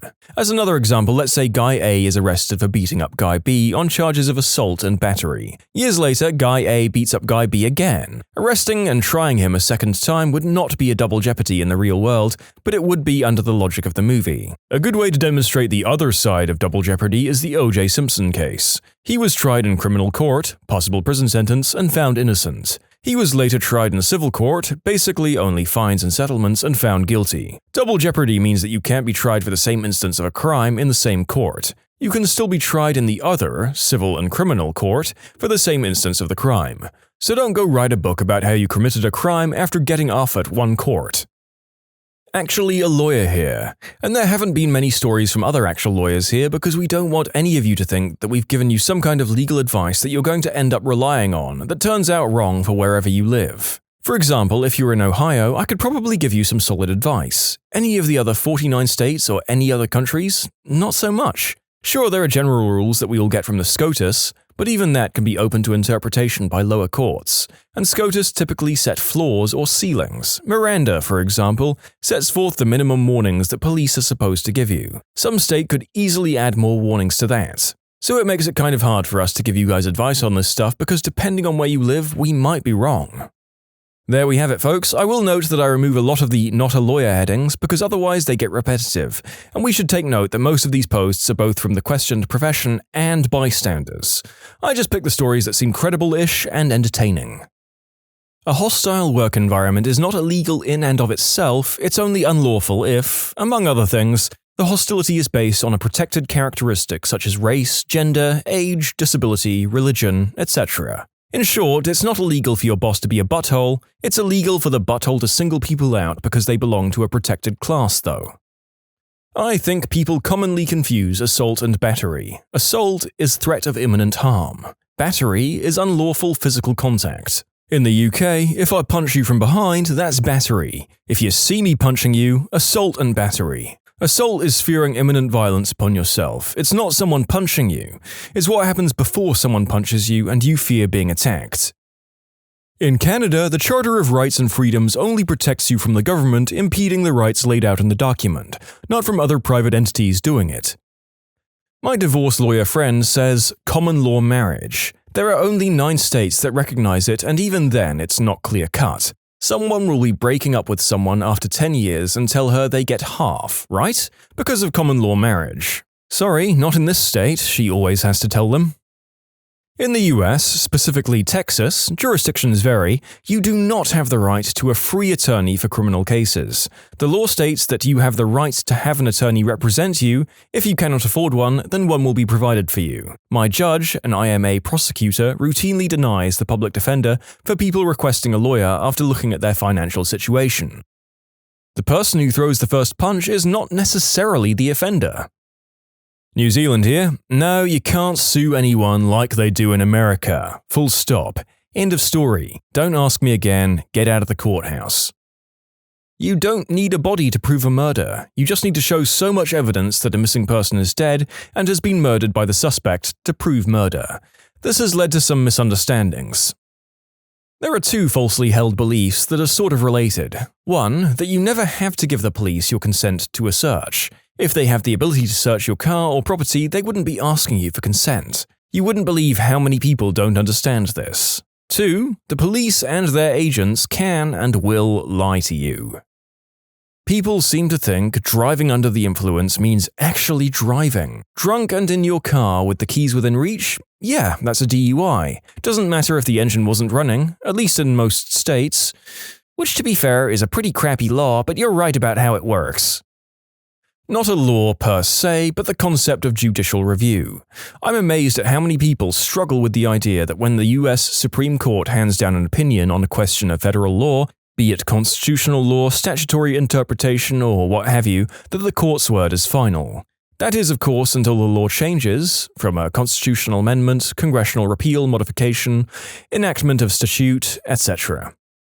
Freedom of speech means that the government can't arrest you, fine you, etc. for anything you say, barring conspiracy to commit a crime or hate speech. It in no law protects you from any other consequence, such as an employer firing you, an establishment banning you, etc. Jury nullification. This isn't some hidden constitutional trick. It's a de facto circumstance through which a jury can acquit a person who would otherwise be guilty under the law if the jury disagrees with the law. It's not a get-out-of-jail-free card, and it almost certainly won't work for you when you shoot at police for violating your constitutional right to live in a tree or whatever. At-will employment? Yes, you can probably be fired for that. No, you probably can't sue your employer. Proving discrimination in an isolated circumstance is almost impossible. What made you realize there was something off about your friend's significant other? I met them as an already married couple, and everything seemed fine until she went into labor at my house. It was her second child, so she knew it was early labor and decided to rest on our couch while we hung out. We were going to watch her older child when she went to the hospital anyway, and our house is 30 minutes closer to the hospital, so it made sense for the three of them to hang out around our house until go time. That's when my husband and I started noticing her husband's strange behavior. He was a very charming guy and a very good father to his son, but he started making fun of his wife during contractions. He would roll his eyes and tell her to shut up if she made even the slightest groan. He joked that she was a wimp and was overreacting. The whole situation got so awkward that my husband insisted he go home to get their hospital bags, just to give this poor woman a break from her crappy husband. A few months after the birth of her second child, he hit his wife with his car while she physically tried to block him from leaving during an argument. He disappeared for days and didn't come home until she proved to him that she hadn't gone to the hospital or contacted the police. Thus began systematic abuse that continued for 2 more years, and she hid from me like an expert. He would hurt her and then threaten to withhold money for groceries if she said anything to anyone. I knew he was the worst, and I knew she often needed me to pick her up to get food from food pantries because he was bad with money. But I had no idea he was hurting her. She finally left him after he threw her through a window while she was 8 months pregnant with their third child. The story doesn't end there. After the divorce, he and his friend started making very inappropriate content featuring children. He had a full-on, toddler-level temper tantrum twice at a group game night. Once because during a trivia question he couldn't remember the planets in the solar system. Then in the same night, he got ragey playing Uno, threw down his cards and stormed out. We all kind of looked at each other and our friend. That was when he knew he was off. My friends and I were all in our mid-20s and he was over 30, so it was definitely not acceptable behavior. A couple of weeks later was my friend's birthday, so we all went out for the night and ended up at our neighborhood bar. He threw another temper tantrum, I think it was overscoring for darts or something equally ridiculous, and stormed out and peeled away in his car, leaving us with no ride home. This was pre-Uber or Lyft, and none of us wanted to spend money on a taxi, so we sobered up on the 2-mile walk back to my friend's house. Thankfully, she broke up with him not long after. She's now with a wonderful guy who not only knows the planets of the solar system, but also treats her a lot better. I wonder which of the presumably many tantrums broke the camel's back in that girl's mind. How many screaming rages are too many in a relationship?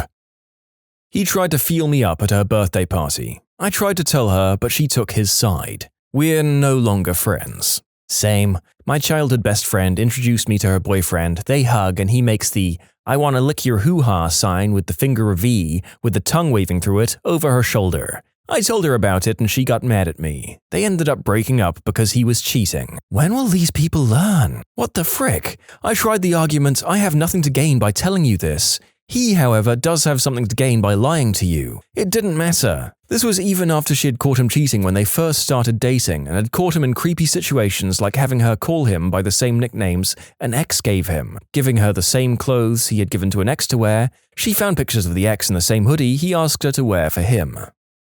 When she went off on us for arranging a campsite at another friend's wedding. They got married on a 20-acre farm and the reception was on site. Instead of agreeing to split a hotel room with one bed between 8 people, the arrangement would have been that she got the bed and the rest of us would sleep on the floor. Yeah, no. Where to start? The double date we went on where he corrected her on the difference between UFC and MMA, and she turned into the corner of the booth and didn't talk to anyone for the rest of the night. How he wasn't allowed to hang out with me either because I was dating someone and they might have hot friends, or I was single and needed a wingman. There was this time I used my dad's truck to help them move and she got mad at me. I don't remember why, I just remember her friends doing almost nothing and then leaving before we were done. The final straw for me, I decided she was an abusive shrew long before this, was when we were working for his parents' band on the riverboat concert. She got mad that we were hanging out, literally just talking on a small boat. She left the ring on the table and left the boat the second it docked. Unfortunately, they made up after this and have been living together for the last year. I'm hoping it ends soon. I was friends with this guy, and one day I was doing work for his mum and dad, so he came over to hang out with me while I worked. She called while he was there and he told me to be quiet. After he got off the phone, I asked why I had to be quiet, and he said because he didn't want her to know that he was hanging out with me while she was at work. So I asked again. He said because she'll get mad if he knows he's having fun while she's at work. They're married now with 2 kids, and I don't talk to them anymore. We played D&D with him, and it seemed like every week he'd say, "Rule number 1, don't touch the kids." He was a teacher. He always meant it as a joke, and it always made sense in context, but it didn't sit right with me. For one thing, no one thought it was funny the first time, so why call back to it? Also, the regularity with which he said it almost made it seem like a mantra to me. They arrested him last year for allegedly Snapchatting with an underage girl he met over the internet. In hindsight, there were a bunch of other warning signs too, but that was the one that initially weirded me out. My best friend's ex-boyfriend walked like he was trying to intimidate people. And every time he asked someone a question about someone's opinion, "Hey, what do you think of that statue? Do you like sauerkraut?" he'd respond to their answer with, "I had a feeling you were going to say that." It seems harmless, but it was every single time, and if you called him out on it, you couldn't possibly have known I was allergic to X. He lashed out in anger. Every time she tried to break up with him, he just cornered her and wouldn't let her leave the room until she relented. And even their couples therapist thought she should just leave him for her own safety after 2 or 3 sessions. He'd wait for her shift to end, just sitting in his car in the parking lot, and if she didn't come out fast enough, he'd storm into the building in a fury, but if she came out on time, he'd just leave. He wasn't there to pick her up, just to monitor her, which he also did through a GPS tracker he put in her car. She now has a restraining order and has moved twice. He broke into her apartment with a gun while she was asleep and just snuggled up behind her with the gun between them as if it was his eggplant, and that was how she woke up. Some other things included helping me move, but only to find out where I lived.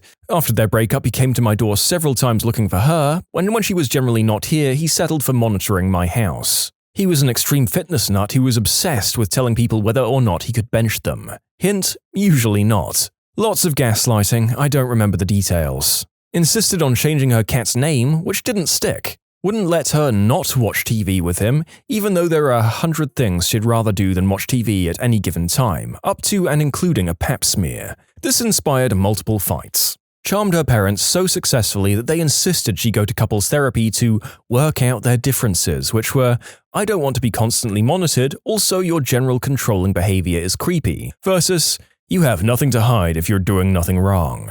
Ultimately, their breakup was supervised by the couple's counselor who had building security waiting in the lobby and her hand on a panic button. Who knew she'd have that? He stormed into her work when she quit post-breakup because he decided that they'd fired her and his plan was apparently to threaten them to get her job back. He took her to court to argue against the restraining order. The judge looked at friend's documentation and how she was leaning away from him even on opposite sides of the room because he was making kissy faces at her, and he granted the order. He made very public posts on some weightlifting social media thing about what a crazy ex-girlfriend he had and linked her profile to his own profile.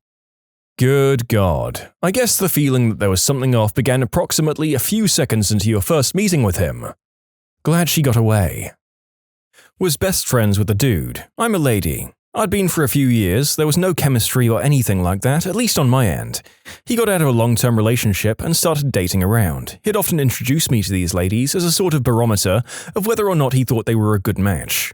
One weekend he invited a girl out with our group. She's super standoffish, won't smile, clearly isn't having a good time. I tried to talk to her, get to know her, tried to tell her about my friend and how great he is. She acts like I'm not there. Might as well have been the wallpaper. A month later, I'm on a date and we run into them. Remember, I'm also on a date, with a man. As they're leaving, they come over to say hello. She seems equally unhappy to be alive. I introduce my dude, the 3 of us chat for a minute while she stands there. I jokingly tug at his shirt in a "you old dog" kind of way, and she storms out of the restaurant. Both dudes are confused. This wasn't a flirty touch of any kind, more like a bro touch. Anyway, next day at work, I work with this guy, he comes up to me and says, "Hey, you can't do stuff like that. She's really damaged. She has jealousy issues. Doesn't trust men." I apologized profusely because I didn't realize I'd done anything wrong. I even asked my date and he was baffled as well. This friend had an emergency key to my house in case I ever got locked out. He returned it a week later, citing something about, "What if you call at 2 a.m.? But isn't that the point? Isn't that what best friends do? Help each other out in times of need? Flash forward a few months in, and he refuses to speak to me. Again, we work together, won't look me in the eye. He slowly gives up other relationships, male and female. After dating the girl for 6 months, they get engaged, now married. No idea how it's going or if he's happy. I ended up moving and haven't spoken to him since. Makes me really sad to see people give up who they are for a relationship. You can submit your own stories to be featured here on the channel. The story submission link is in the description below. And if you want to listen to some vibey music in the background, check out easymode, also linked below, and subscribe. He started attending college at 26, which isn't strange at all, but he insisted on living in the dorms for 3 years. It's not like we're a college town with expensive, far away, or crappy off-campus housing. He just liked the ego boost of being around kids 8+ years younger than him.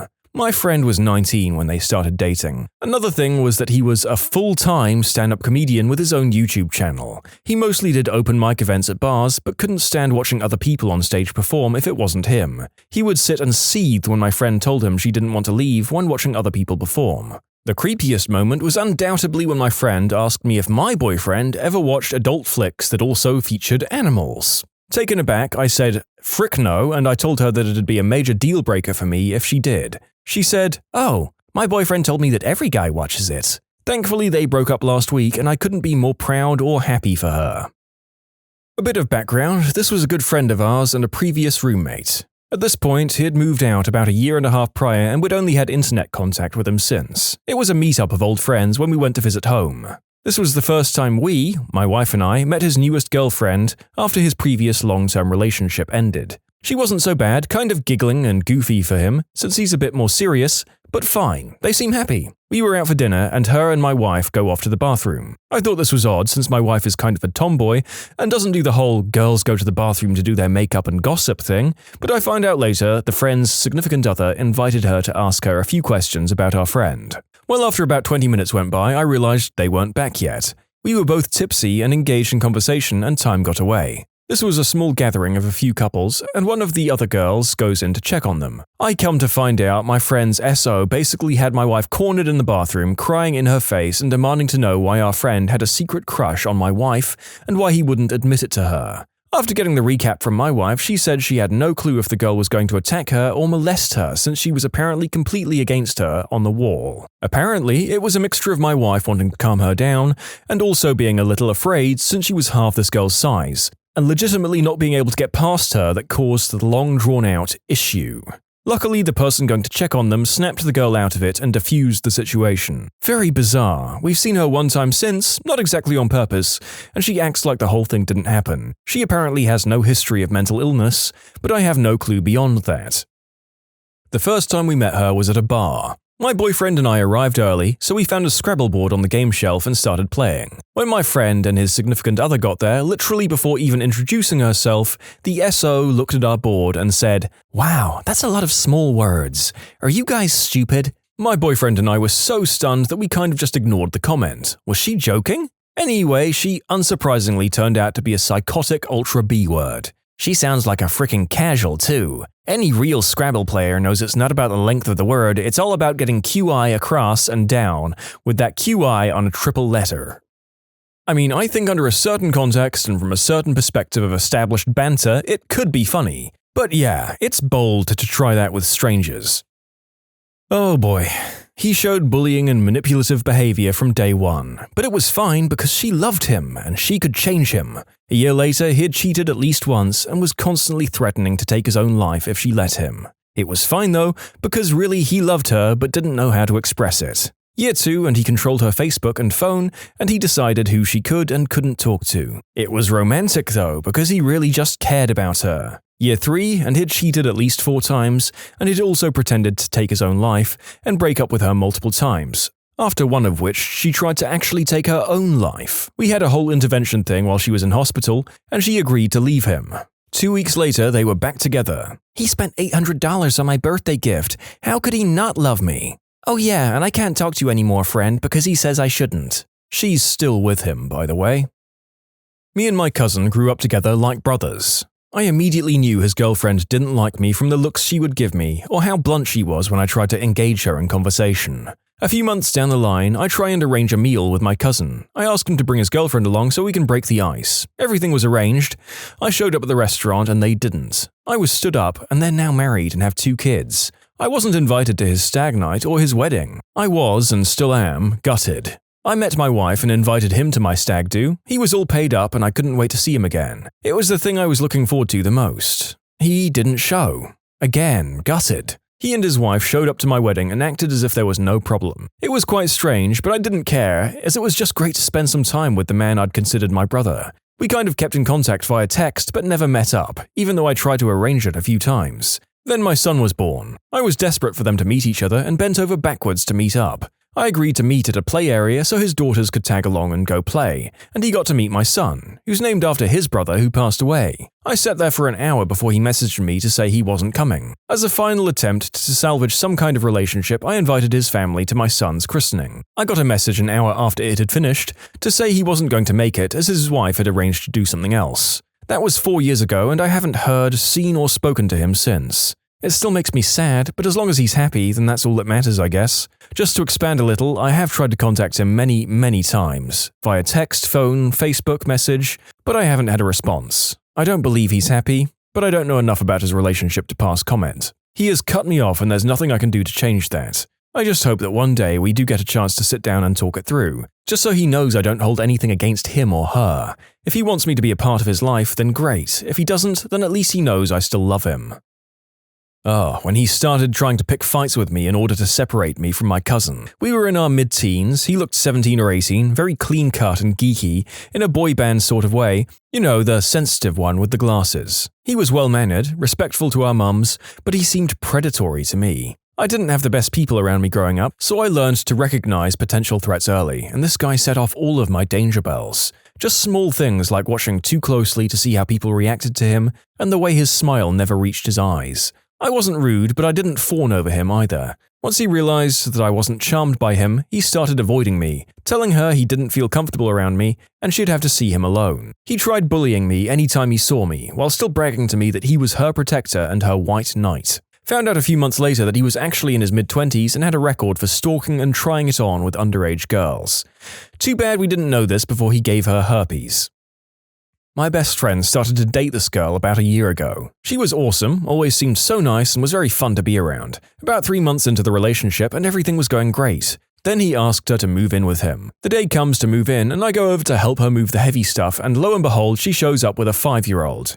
When I ask who it is, she said her son. We were blown away. She had never mentioned it and never said anything about having a kid. Her Facebook had 0 pics of her kid, no one mentioned her kid. It was a big cover-up and she basically just wanted someone to support her and the kid. He noped out of that one right then and there. That kid is super duper effed.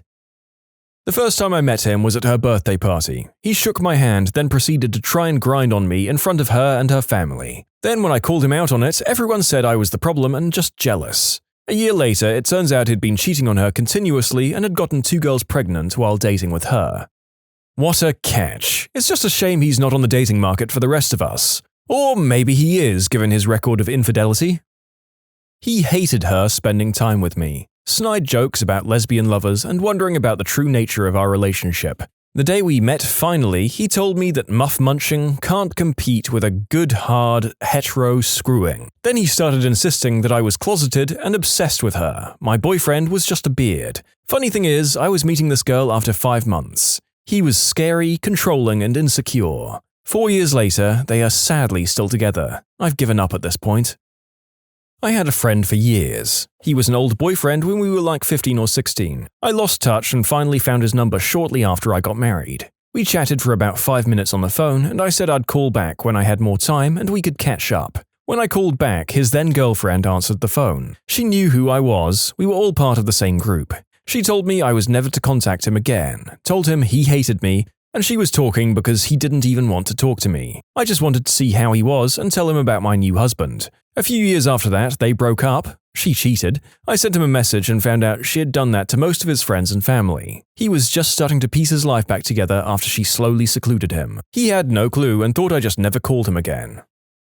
When he installed some kind of app on my best friend's computer so that he could control the mouse with his phone. I think this was 2 months after I met him. 6 months into their relationship, I thought that was really messed up, but I guess, haha, it's only a joke. About a year later, he asked her to sign into Facebook to see if Facebook was working for her. Later that day, she came over worried and asked me if he could have saved her password even if she told Chrome not to save it. We kind of bounced ideas around that. No, I don't think so. I mean, unless he put a keylogger onto his computer. But that would be messed up. And sure enough, that's exactly what he did. Notable favorite, after breaking up, he also tried to pose as me on Kik so he could talk to her. He used a username that was a lot like mine, so it was easily mistaken. The whole relationship was a messy, gosh darn mess.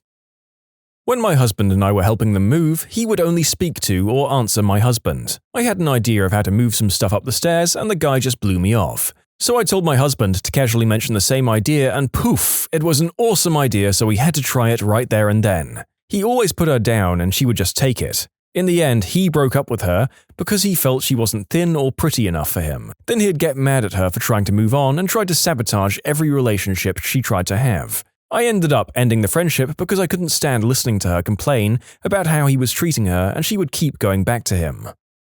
Teachers. What's the worst parent-teacher conference you've ever had? I had a student fail my class and I thought I'd been emailing with their parents throughout the semester. Turns out the parents didn't speak English and relied on their children to translate for them. Their older sibling was studying abroad, so the student was able to hide everything from the parents. Once they came home, the jig was up. The parents couldn't believe their child had lied for months, so we had a face-to-face meeting. It was so awful to see their faces crumble in shame and humiliation as their oldest child translated the meeting. I teach 7th grade, and the one that stands out to me was from my second year in the classroom. Probably it sticks out in my mind because I didn't feel confident in my job yet, so this interaction I had with the family threw me for a loop.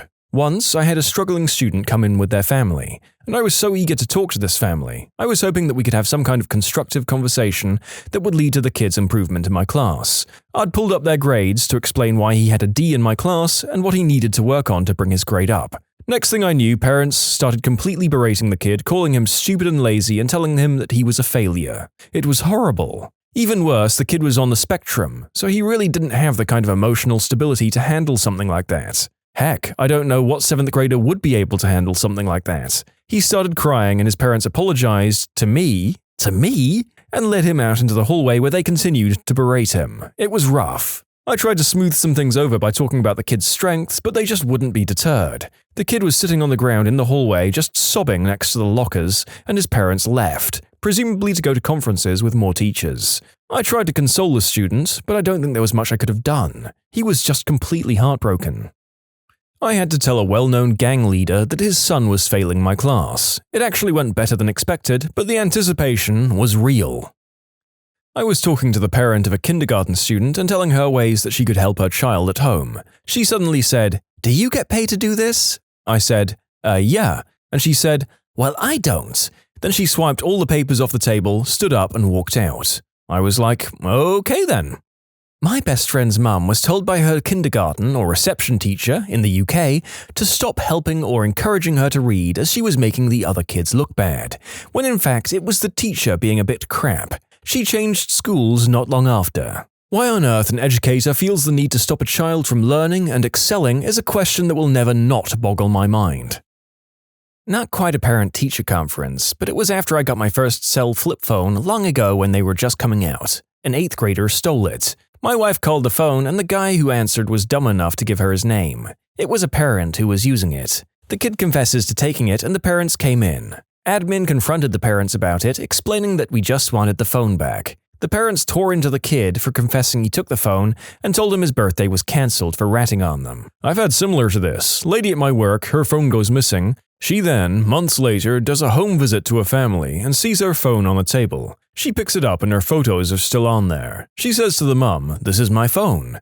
And mum says, "Oh my god, sorry, if I'd known it was yours, I would have made him give it back." How the frick does your 8-year-old just come home with a stolen phone and you're cool with it unless it's been swiped off someone you like? I did like the kid though, just couldn't trust him. My mother-in-law is a teacher. She had one child who basically existed to make sure my mother-in-law wouldn't be able to get through her day peacefully. Crawling on the ground all day, continuously talking, just generally distracting other kids and being uncontrollable. Mother-in-law had several talks with the kids' parents, but they obviously couldn't give a single crap. One day she lost her phone that she always kept on top of her desk. She spent hours looking for it when it occurred to her that the kid had been unusually quiet toward the end of the day. She asked my father-in-law to call her, and of course the kid picks it up. My mother-in-law was furious and called the girl's parents. Her parents said that the kid had claimed that mother-in-law had let her have it for good behavior. It was all really stupid. Parent was irate because I caught her 6th grader cheating on a test. The parents said that the daughter was too stupid to cheat anyway and kept calling her dumb and an idiot. The daughter was right next to her, hearing her mother talk all this negative crap about her. Absolutely broke my heart. In tears, I told my principal. She said, "Well, there's nothing you can do about it, and if she really believes that, she's doing an incredible disservice to her daughter." I left the school the end of that year. An unintended conference when an undergrad I was teaching requested a formal meeting with me, her mother, and the dean of the college at the university. She'd received a 97% on an essay, and she and her mother were both in tears, demanding that I be reprimanded and retrained for unfair grading policies. I think my mouth was agape the entire time. One time, a child peed all over the bathroom in the school. When we brought it up with a parent, they demanded to know why we didn't teach them how to properly use the bathroom. My girlfriend's mum is a teacher in a very poor, mostly racial minority area. She once had a child in 3rd grade who was on the cusp of being tested for special needs, but basically was approached as being slow but no serious biological developmental issues. This child, on one disgusting occasion, ate his own feces. Yes, ingested, on purpose, his own excrement. When brought up to the mother, the response was, "Well, he was hungry." An administrator in the room responded, "Then send him home with some crackers." Ugh, the horror. Once had a phone conference with a parent who accused me of forcing students to come to my house and build a garage for me. The parent said his son was being ostracized and punished by me for refusing to come to my house and work on my garage. The only thing I could do was laugh at him. I thought it was a prank and hung up on him. Next morning, I had to meet with my principal because the parent had called and threatened to call the local news media about my classroom if I wasn't immediately fired. The parent left screaming rants on my principal's voicemail. We listened to it a few times and got some good laughs. The parent claimed I was making the kid drive to my house during class, and if they didn't, I was failing them. But his son had an A- in the class, and the drive to my house was longer than the class period. The parent was obviously nuts, but it had to be treated as credible. So there was an investigation, and there may even be a report about it in my personal file. I've had other weird interactions with parents, but that one definitely takes the cake. Most parents are awesome, and I enjoy visiting them. A very small minority will try and verbally abuse you or bully you. Kids will twist words and incidents so they don't get into trouble. Some parents can't believe their angels can do anything wrong. I don't know why they believe that. I've messed up as a kid and as a young adult. My kid is no angel either. That's not to say that teachers don't mess up and twist things either. Former teacher, first parent-teacher conference. I put a lot of time into preparing this evening as an innocent 22-year-old. I gave a 10-minute speech to about 15 family members. They didn't seem to care at all. Then I met up with each individually and they were combative. Some stunk of alcohol. One straight up yelled at me for my grading systems. It was basically the beginning of the end of my interest in teaching. Depending on what kind of training you had to go through to become a teacher in the first place, that seems like a raw deal. Hopefully it wasn't the 3 to 5 years of training that most people do. So this year I got thrown into a new teaching assignment. In year 2, the week before school started, I teach geometry, which many students hate because it requires a different type of thinking. It's almost worse with honors students because they think they should automatically know everything without trying and are shocked when they don't. Anyway, one of my geometry classes basically tried to stage a mutiny because of a test before conferences. The principal informed me that she was getting emails about the class. I was prepared for the worst and then surprised when most of my conferences were very positive, until one couple sat down and said that their students weren't learning any geometry. I explained that they were constantly distracted in class and that I was giving them new seat assignments to help them focus. Because on the day of conferences, the student in question had spent the entire class period drawing a clown when I thought she was taking notes. The mum said, "That was one incident. It doesn't explain the fact that she's not learning. Plus, is it true that you once forgot to post the answer key to a review guide and then gave the quiz the next day anyway? She says this like it's the most damning piece of evidence in a courtroom drama. Me? Yes, it did happen once. We'd gone over the majority of the answers in class the day before. I told the students that they had time to ask questions before the quiz, and that should this ever happen again, all they need to do is send an email or leave an online comment and I'll fix it right away. It shouldn't have affected their grade at all, and even if it had, I allow test retakes and am always available after school to help. Cue the awkward silence while the mum stares at me like an angry bullfrog, presumably shocked that I didn't resign on the spot. This was the biggest flaw they could come up with in my class. I have a crazy professional and personal life, and am doing my best, but kids, and often parents, will find any possible excuse to avoid confronting their struggles. I ended up chuckling with my principal about the fact that my failing to upload a document triggered parent emails to the administration after the fact when not a single parent or student bothered to contact me the day of. These are from the same parent evening. 1. Parents of a student with a name fancy enough that they may as well have been called Lord and Lady Ashcroft. They greet me with, "It's a pleasure to meet you. You aren't a C-word like all the other teachers," in very proper English. I was gobsmacked. Spoke to a colleague later who said, "Did you speak to those parents? They just sat me down, called me a C-word and left." 2. I had a student who was great at the work but swore to an extent that would make a trooper blush. "Hi, how are you doing today?" for instance, would come out as, "Frickin' hi! Fricking how the frick are you fricking doing, you fricking gobcrap?" Suffice to say, I brought this up with his mother, who turned to him and said, "You fricking what? Fricking heck! We fricking talked about this, you fricking eggplant." I stopped policing his language after that. There wasn't any fricking point. You can submit your own stories to be featured here on the channel. The story submission link is in the description below. And if you want to listen to some vibey music in the background, check out easymode, also linked below, and subscribe.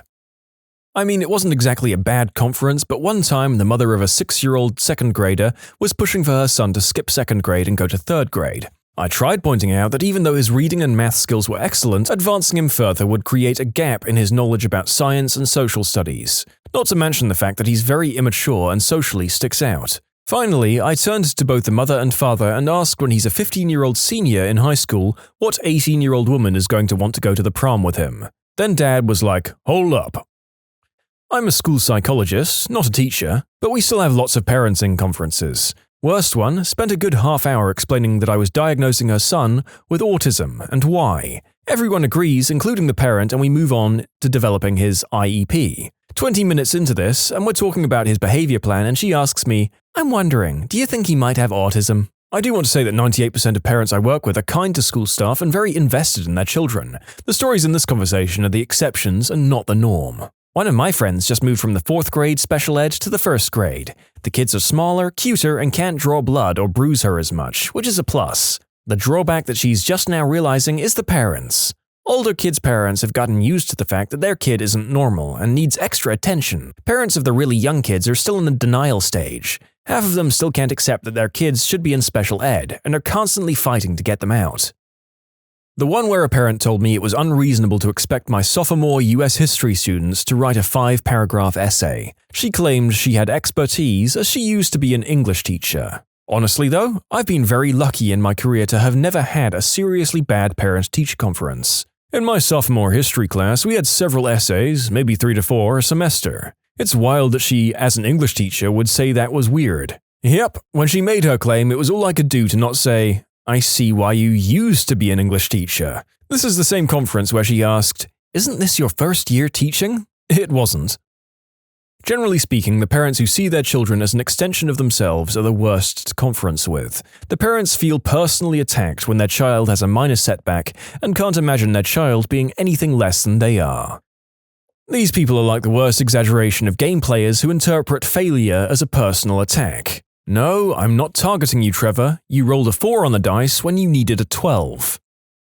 I had a parent-teacher conference where I basically got called a racist. The father was like, "Can't you see my son isn't like other kids? Give him the benefit of the doubt," heavily indicating his race. This was after his son cheated on a test. The best part was the father was vice principal at another school, but his son went to our expensive private school because he didn't want him in the public school he worked at. The kid eventually confessed, and to be 100% transparent, my school is incredibly diverse. He was far from the only kid there who was his race. Admin was super supportive. They ended up fudging his grade to please the parents after I gave him the 0. They wanted me to do it, but I refused. I told admin they can do whatever they want with the gradebook, but I'm not touching it. I had an experience like that once, was teaching at the majority-minority school where the staff wasn't as representative, only 40% minority teachers. As a result, it was a frequent and not always unwarranted occurrence for a teacher to get labeled as a racist, or at the very least, not treating students equally. I was sitting in a meeting between parents and all of the students' teachers, as well as the principal, to discuss gross behavior concerns we were having with this child. Being really inappropriate with peers, violent outbursts, etc.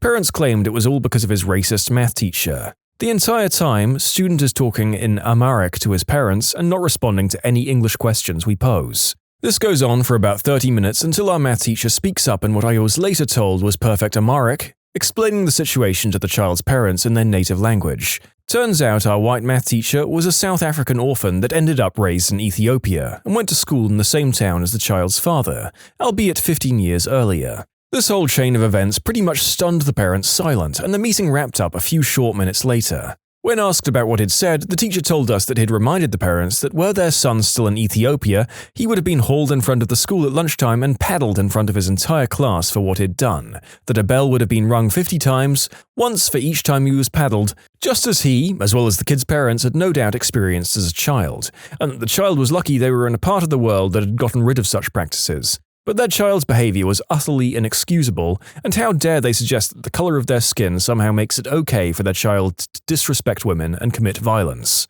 Unfortunately, it had little effect, and 3 years later the student was in jail for selling substances to minors, less than 6 months after being expelled for intentionally starting a fire in the art room.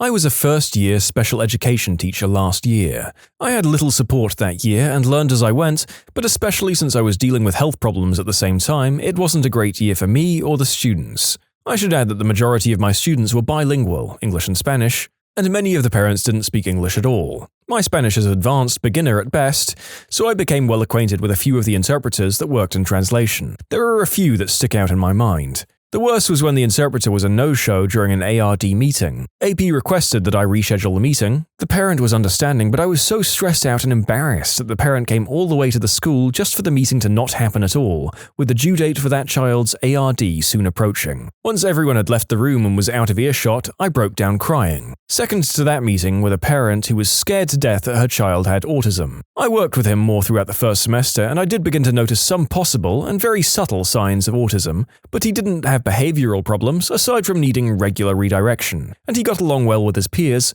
so I wasn't too worried about him from a social standpoint. Academically, he was struggling, but we were working on that. The parent was in tears, and nothing I said could calm her down. What made this especially uncomfortable for me was that I'd been finally diagnosed with autism not even a year prior after suspecting for so long in my life. I wanted so much to assure her that even if her son did have autism, it wasn't the end of the world. It didn't change who he was as a person, but I wasn't exactly sure how. The last one was where the parent ended up being a no-show for an ARD.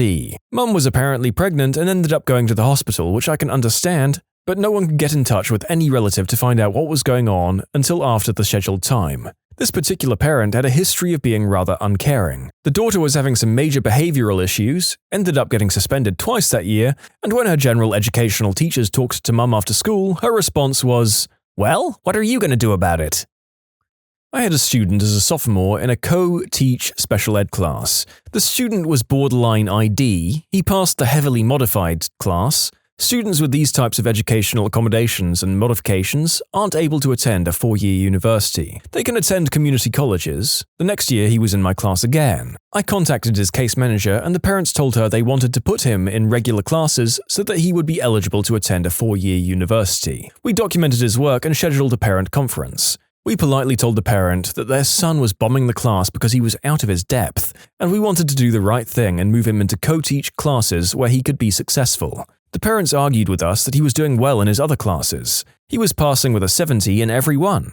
This is because his teachers didn't want to crush the kid, and grade protected him. His parents continued with, "We both are college graduates and our son will be too." This was ego. We want to provide the student with the proper levels of support. Finally, I was exasperated and called the student in. We spent 2 weeks on Islam and religion, so I asked the student to define Islam. The response was, "An island in the Pacific." Yeah, they still argued with us. Heck, I'd have given him a partial credit for the Arabian Sea, the Persian Gulf, or any other body of water in that region. We eventually got him in the right classes and he graduated with his class. Teachers want what's best for your child because they're our students and we want them to succeed. That's true. I remember having a teacher who did not like me and I did not like them, and I downright hated their subject. But damn, they persisted. Kept me in after class and I probably wouldn't have passed math without them. Most of them want what's best for your kids, guys. Parent accused me of singling out her child, talking to them differently versus the other 25 kids, sitting around and doing bugger all except talking about my romantic life, plus more wild, hurtful accusations. Also accused me of trying to be friends with students, all of which couldn't be further from the truth. I pointed out that I have a TA with me who could dispute those claims. Also legal documents backing up how her child was lying, documenting all the inappropriate behavior and harassment her child had directed at me, with times and dates. The parent continued to reiterate that she believed I was a liar and tore verbal shreds off me for almost 2 hours, no matter how much I repeatedly defended myself. I've never felt so disrespected and belittled my entire life. I was teaching 8th grade. I called a parent due to having their child repeatedly disrupt my class. I don't like to kick students out because to me that means that they've won. They aren't learning anything if they aren't in my room. I also operate on the idea that even if they're tuning me out, they may read one of my posters and retain something. Anyway, I called a parent explaining that their child was disruptive, blurting out, passing notes, moving to different seats, texting, saying rude things, etc. And the parent said, "I bet my child isn't the only one." I responded, "You're right, but I'm talking to you about your child, not someone else's. Isn't it your job to correct their classroom behavior?" I responded, "I've explained the steps I've taken to support your child in the classroom. What do you want me to do about it?" I responded, "Well, I'm not old enough to be your child's parent, so I would appreciate parental support." This is what I said instead of, "Parent your fricking child." There was one kid in one of my classes who had seizure disorder. So one day we had a guest in the room and he wasn't doing any of his work. Then when she asked why, he said, "I have seizure disorder, so I don't have to do any work." They then told me, the student teacher, and then I told my mentor teacher. His family and I had a parent-teacher conference already scheduled that day, so when I brought it up, the dad goes, "My son didn't say that, the guest was making that up." Yes, the guest came into the room, figured out that your kid had seizure disorder, and then told me your kid said that just for fun. Okay. Probably the time when both the dad and the son were high as frick. Both were nodding off in the meeting. The mother looked like she was on the verge of tears. Poor kid never stood a chance. What were some wild things you saw happen at Olive Garden, or another restaurant with an all-you-can-eat deal? Oh, this is something I can actually answer. I was working a lunch shift and had a table of 3 come in, all mid-30s women. I bought the initial bread basket out, turned around, and they were gone. Okay, y'all were hungry, that's normal. Bought a new basket out and it happened again. Kept bringing baskets of bread, had to be 7 or 8. At this point, we're talking about 30 breadsticks, and the food hasn't even hit the table yet. I start watching and they're putting the bread in their purses, just filling them up. Manager asks them politely to stop, and that was that. They weren't thrilled. Wasn't putting breadsticks in your purse a meme at some point? I've never understood why a purse. So I'm a dude and I don't own one, nor have I ever looked up how much money they are. But aren't purses super expensive? Like, I get you can put a bag in there, but if that bag fails, you'll have a greasy, cheesy, garlicky mess in your purse. Are those maybe $6 worth of breadsticks really worth it? Don't get me wrong, I love Olive Garden breadsticks, but still, man. I was a waiter. I had a couple of middle-aged ladies there from lunch until early dinner, roughly between 1 and 6 p.m., with the unlimited soup and salad, water to drink, of course. Manager said something to the effect of, "If they want to sit there that long, let 'em." After lunch, I gave the table to the waitress relieving me. I told her to keep the tip. We both knew they weren't going to tip. The thing I found amazing was their casual, marathon-style conversation. Slow, steady, long pauses, and comfortable silences. They both knew what they were doing. When I left around 3 or 4, they weren't even winded. I worked at Olive Garden years ago. Not entirely related, but I had a middle-aged, overweight woman always order a pint of Alfredo sauce as soon as she sat down. They sell it in quantities like that for takeout orders, and she would slop it down with about 6 breadsticks before she ordered appetizers. We're talking 2,000 plus calories before appetizers and dinner. I still remember her ordering, and her mouth opening and closing like a gooey, heavy cream sarlacc pit. "You have just ruined Alfredo sauce for me. I'm hungover. This just made me gag. Ugh." Used to rent a room from someone who ordered a never-ending pasta pass, and they were accidentally sent too. Rent paid for itself that month. How much is a pass? If I remember correctly, it was $100. A couple of months ago, there was a couple who would come in literally every night and eat dinner. I was still new to that Olive Garden location, so I didn't really know who they were, and I thought they were some rich college kids who blew their parents' money on average pasta. I asked around, and apparently they had a pass. It explained the frequency, but I still can't fathom how anyone wants to eat Olive Garden that much, even if it's basically free. Note that when I said literally, I meant literally. Every single night they came in and got food for at least a month. Oh, the person who wrote that last part lived a very different poor student life to the one I did, if they even lived one at all. Compared to my 2 portions of porridge a day that I had in my dorms, if I had free food at a restaurant for a month, I would be in one of these stories. I saw her stealing the breadsticks, putting them in her big purse when I wasn't near, and kept asking for more. I can't blame her, they're delicious. Were you my server in New Hampshire like 10 years ago? I got so busted doing that. Haven't shown my face in an Olive Garden since. Also New Hampshire here, Manchester. My grandmother always stuffs her purse with bread. You guys know you can just ask for some to go, right? You usually get at least 5 or 6 to take. You ask for some to go on top of putting them in your purse. Maximize your take home. I went with a buddy 2 weeks ago with their pasta pass and we could hardly finish 1 bowl each, but our waitress kept asking if we'd like more, wink wink, so we got another helping of pasta straight into a to-go box. And then she basically said, "You're my only table right now, so if you guys want more food, just keep ordering and I'll bring you more." We took home 3 bags full of Olive Garden and only stopped because we didn't want her to get into trouble. Needless to say, she got a nice tip because we were meal prepped for the week. The Wendy's in the town I grew up in would do this if you went through the drive-thru at 12:50. Closed at 1 a.m. Basically, anything left over they'd have to throw out would end up in your bag. I'd buy like 1 thing off the dollar menu and get a damn feast. I missed that place, and being at a point in my life where a meal at 1 a.m. was reasonable. A friend of mine worked at Wendy's back in college. He would show up at our apartment with 3 or 4 bags of food every few days. He'd cook it right around 12:30 a.m. and then leave work and show up. We were all so high when he came over, it was like he was sent from burger heaven. It was 11:45 p.m. and we'd closed at 11 p.m. They showed up at 10:55 and complained they felt rushed. Meal was comped and they left no tip. I hated serving. Another story I just remembered, we had a guy who had a pasta pass, pay $100 and get all the pasta you could ever want in a month, and would come in and eat and then proceed to either wait until he had to poop or made himself spew to make room for more pasta. He usually came alone with the same crusty outfit and would tell everyone how much money he's saving by coming every day and eating pasta. Oh, I've got plenty more. For example, I had a family who we call the Alfredo family. Literally the worst people I've ever met. Came once a week and complained about literally everything. Kids would run around the entire restaurant and steal tips from other tables that were left out. They got the charming nickname because no matter how much Alfredo sauce you put on their pasta, it was never enough.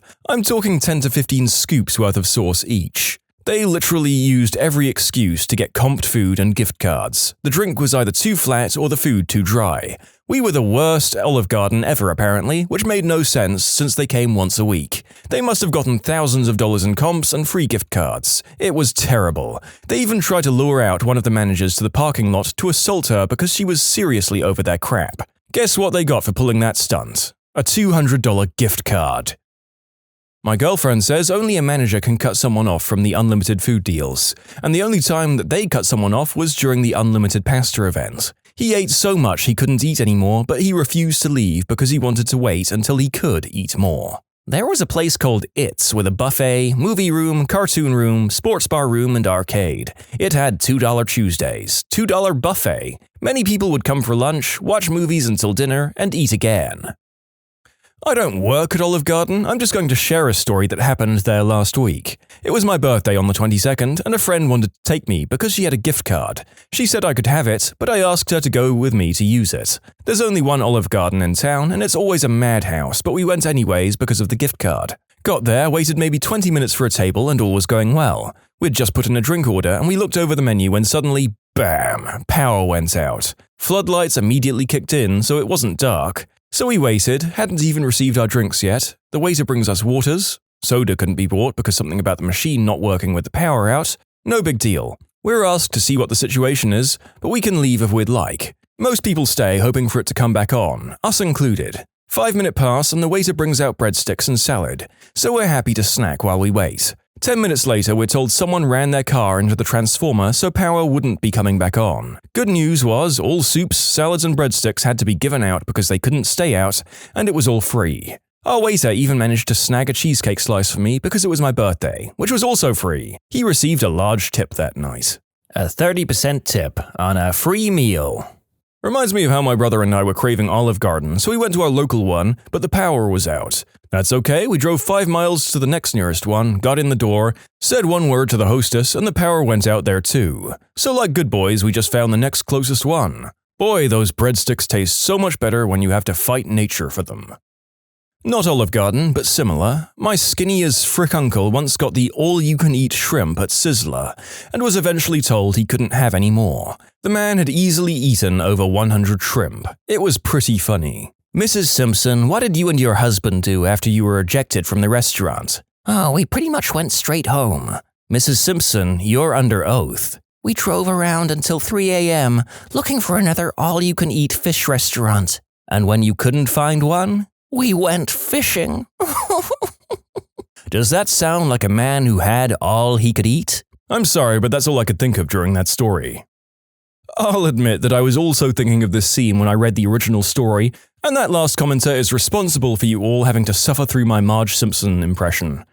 There are more non-cartoon comments on the incident to follow. Your uncle was deceived. 300 shrimp is nothing. Former Red Lobster server here, the record for endless shrimp was 35 refills, roughly 10 shrimp per refill, plus the 30 shrimp in the original order. All scampi. 380 shrimp. The dude dipped them in water first to remove the scampi butter. It was disgusting. The water thing makes me think that he was maybe a competitive eater, probably training. You can submit your own stories to be featured here on the channel. The story submission link is in the description below. And if you want to listen to some vibey music in the background, check out easymode, also linked below, and subscribe. I'm originally from Eastern Europe, but I worked at Olive Garden in South Carolina during my work and travel trip. It was my first time in the US, and the whole experience was great, but also often awkward. It was weird from the start. People who hired me were very surprised with me showing them an actual work permit. Oh yeah, we totally needed that. There wasn't many foreigners in that part of South Carolina, so the manager decided that it would work great if I pretend to be Italian, to make their authentic Italian dining experience even more authentic. I really needed that job, so I rolled with it, welcoming guests with my Eastern European/fake Italian accent, and people loved it. Oh, I love your accent. It's from northern Italy, right? Yeah, about 2,000 miles northeast of Rome, mate. South Carolinians were some of the kindest and nicest people I ever met, although often confused with geography. I'm actually from Poland, I admitted to the great older guy. Poland? Ha! My father liberated Amsterdam. I got great tips, but this one time, one family liked me so much that the father went back to his house and came back with actual Polish bills. He left me 1,000 Polish zlotys and patted my shoulder as he was leaving. Good luck, kid. He had no way of knowing that the bills he left were communist currency with present total value of precisely 3 cents. Anyway, the worst kind of clients were the ones who just wanted soup and salad and unlimited breadsticks. I'm not sure how it works now, but when this was all unlimited, you had to run around refilling everything, knowing that 3 hours of this will bring you a $2 tip. Hey, it's 20%. 40-year-old ladies were the worst. I preferred a table of cartel members who spoke no English than a group of 4 ladies, with at least one named Karen. Still, super salad people were nothing in comparison to yearly Olive Garden Armageddon, which was the unlimited pasta bowl deal. It was something like $9.99 per bowl with unlimited refills of pasta, sauces, meatballs, and sausage. I had one guy who ate 13 bowls. That's almost 4 kilos of pasta. Still, the only time you could cut somebody off those refills was when they hoarded them in hidden boxes. And that happened a lot. I had a guy who was ordering breadsticks refills every 4 minutes and putting them in his backpack. He said it was for his hiking trip. Stoners often got stuck on eating breadsticks, and once their main meals arrived, they realized they're about to explode and politely asked for boxes. Not Olive Garden, but I got cut off from Denny's unlimited pancakes after 10 flapjacks. I was less than 120 pounds at the time. The cook was surprised when he came out to cut me off. Are you talking 10 pancakes or 10 plates? Right, like 10 pancakes is doable, I'd feel ill, but I could get it in there. It's not an absolutely insane amount. Oh, that depends on what kind of pancake. After 10 Dutch pancakes, I would just keel over and die. My brother once said he had over 30 pancakes at IHOP during their unlimited pancakes. He said after 25 it hurt, but he wanted to get to 30, so he pushed on. I'm still sad I wasn't there to see it.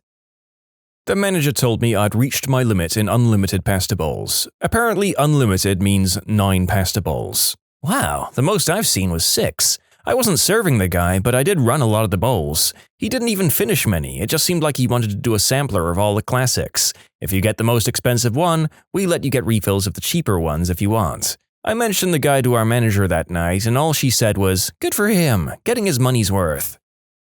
I worked at Old Country Buffet in the early 90s. We never cut anyone off, but here are a few things I recall. Elderly couples coming in for breakfast and staying all day. They were usually nice, so we didn't mind. Eventually the restaurant made you pay again if you stayed after breakfast or lunch. One person dumped the entire pan of shrimp onto their plate. Whole plates of fried chicken piled high, just vanishing into thin air, not even bones remaining. Ziploc bags are a wonderful thing. Whole other plates of fried chicken piled high, left sitting to be thrown away with not one bite taken. The strawberry shortcake bar never failed to have people vomiting. No, you shouldn't put that much whipped cream inside of you. My favorite story involved a woman pulling a manager aside and saying, "I don't want to cause a scene, but I found this fishhook in the seafood salad." And the manager replying, "I don't want to cause a scene either, but there ain't nothing in that seafood salad that was caught with a hook."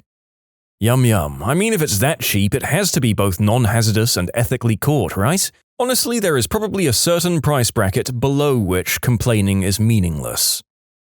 I'm always afraid they're going to kick me out for eating too much, 3 or 4 baskets of breadsticks maybe. On the soup note, anyone else ever wonder how far you can push the "say when" on cheese grating? Sometimes I have guests who are embarrassed or feign embarrassment about the amount of cheese they like. I always say the same thing. Every moment I grate cheese is a moment I'm not carrying a 30-plus pound tray of food or dirty dishes. This isn't a workout for me, it's a rest break. You say when you're good and ready, lady. I've gone through an entire block before, plus some. I'll go back and get more if you really want me to. Also, my arm never hurts. I do this 40 hours a week. You think your one bowl of soup with more than average cheese is going to make my arm hurt? I worked at Olive Garden for 4 years. It's a chain, so you never cut people off, but good lord, I dished out some soup, salad, bread, and pasta. I had an obese 25-ish male regular who had Asperger's and came in with his enabling mother every week. Always the worst tip of the week, but they always requested me. It was the same thing every week for the guy: a tour of Italy, lasagna, chick parm, and fat alfredo, and 4 bowls of pasta fagioli with a block of grated cheese in each bowl. Not to mention the 2 blocks on the tour of Italy. The mother would just smile the whole time and call me sweetie as her son gorged himself to death. Those 4 years there were hell. Plenty more stories of a similar nature. Worked TGI Fridays for endless apps. Watched a guy eat 12 orders of pot stickers. That's 72 pot stickers. He also drank 14 refills of Diet Coke with no ice. That's 308 ounces of Diet Coke. This all happened in about 90 minutes. Then he asked for the dessert menu. I was both disgusted and impressed. Only got to cut one person off because her B-word butt decided to complain long enough about the zuppa to get her whole meal comped. Choked down a bowl of gnocchi and then tried to eat more zuppa. Then she had the audacity to ask me to take a bowl home. Big ol' nope. Was tipped with a Jesus pamphlet. When I was a teenager, my uncle was a youth pastor and invited me to an event. After, we went to a local Friendlies, 15 people in total. He left a business card for his church as his tip. I was so teed off. My mum had given me a 20 for food, so before I left I stopped my waiter and handed it to him. I went in there a lot and he was a nice guy and a good waiter, and it was all I had. I would have left more if I could, and I told him that, and what he could expect to find on the table. He thanked me. I was like 15 and knew better than to not tip, especially for a large party. Being Christian means helping others, and that includes tipping your waitstaff. Worked in various Olive Gardens off and on over the course of a decade, ranging from Houston to Boston. Even was a trainer for a bit before deciding to go to law school. Never had to cut someone off for unlimited breadsticks or salad. Never had to cut someone off for unlimited pasta bowls. A guy I served at the Olive Garden in Greenville, South Carolina, ate his original bowl plus 15 refills. He was determined to eat each one of the pasta and sauce combinations. He kept me wildly busy, running pasta and bread out to him all evening. His 2 friends had to help him walk out of the restaurant. At the time, a big bowl of pasta was 8 ounces and the refills were 4 ounces. He ate 4.25 pounds of pasta, plus a lot of sauce, and had the meat add-on many of them. I'm guessing he cleared out more than 6 pounds of food over the course of that meal. He tipped $4. On the other hand, I've been in a restaurant where we've run out of breadsticks. Normally, we were pretty free with the breadsticks. You have a set amount you're supposed to bring out, number of guests at a table plus 1, but a lot of the servers just load up their tables at the beginning to minimize the amount of running they have to do. On the handful of days where we ran out, the managers were watching breadstick load up like hawks. We couldn't eat any of them ourselves either. Normally, it's the one thing you can eat while on shift. Anyway, people absolutely lose their crap if they show up and find out we don't have breadsticks. The hosts were warning everyone who came through the door, and people were still mad. Folks would yell at them, then leave. The few who stayed were nice, but kept talking about how it didn't feel like an Olive Garden meal without the breadsticks. The worst were the tables that were already seated when we ran out. I had one who kept asking me why I was being so stingy, and when I explained why I'd only bought out enough for each person instead of a huge load up, like she'd asked for, she screamed for the manager. The manager explained that she had, in fact, gotten the last basket of breadsticks in the restaurant. The lady looked apoplectic. How the frick does an Olive Garden run out of breadsticks? Honestly, I feel you, lady, but it was 2 days after Mother's Day and the truck was due in 3 hours. The manager's orders had fallen short by less than 0.5%. This lady demanded that everything be comped. While my managers were normally the kind who would do this immediately, this one refused. Either way, I got $0 on that table, and most of the other tables were similarly cranky and low tipping. Yeah, that's an everybody loses hospitality situation if I've ever heard one. Also, I've said this before in another restaurant stories video, but screw working Mother's Day. Not worth it. When we were in high school, a bunch of friends went to an all-you-can-eat Chinese buffet. After gorging on many plates, one of my friends who was legendary for his eating prowess went for dessert. He took a whole banana cream pie. A manager came over and berated him for being wasteful. There were some vague threats of making him pay extra if he didn't finish the pie. The friend proceeded to eat the whole pie. The manager told him to never come back. My mum got kicked out of an all-you-can-eat sushi place once. She was pretty mad. The manager somehow didn't think a small Filipino from Hawaii could eat that much. He's obviously never met anyone remotely Filipino. This would be a fun prank to play on an Olive Garden if you were triplets. Just sneak in one at a time and keep ordering a crap ton of salad and breadsticks. The guy just put away baskets and baskets. I don't understand. When I was a flight attendant, I used to hate serving first class because the people were grumpy. On the night flights, we didn't have great food in first class because most people were sleeping and the food is expensive, etc. One night, I only had one gentleman awake in the first class section and he wanted the meal. Turns out the meal that night was just some sad pesto pasta and a soft breadstick, which I served to him. The man grumpily goes, "What is this, Olive Garden?" And without thinking, I said in a weird Italian accent, "When you're here, your family." And he just looked at me and sort of smirked. Still one of my proudest moments. Sort of related, this customer came in and asked my coworker, who was new at the time, if they could have a box of chocolates, like the 15-pound box that we get off the truck. I was in the kitchen and saw her walking out with the box. I asked her what she was doing and she said she was giving the customer what they asked for. I quickly took that box and told them both no. It's crazy what some people have the nerve to ask for. My buddy and I went to Olive Garden damn near 30 years ago. We're looking up at the menu trying to figure out what we're going to order and the waitress walks up. "Welcome to Olive Garden, blah blah blah." I forget the spiel. "With your entree you can get unlimited salad or soup," or something to that effect. "Oh, what kind of soup do you have?" my buddy inquires. "Well, you can get either the soup or the salad," she clarifies. "I understand, but what kind of soup do you have?" he asks again. "Entries come with either soup or salad," she asserts a little testily. My buddy kind of glances over at me like, "Am I having a stroke?" I look up at the waitress and confidently ask, "Okay, so what kind of soup do you have?" "You can get minestrone or our daily special is the potato cream soup." "I'll just have the salad, thanks," I say as my buddy facepalms and starts giggling. Even 30 years later, anytime I see him, I always ask, "What kind of soup do you have?" What did you think you were into in the bedroom until you tried it? Going down on a guy. I've practiced with toys and can do it like a champ on my own. But as soon as he starts vigorously face-fricking me, like I always thought I'd like, it's like 3 thrusts and my gag reflex goes, nope, nope, nope.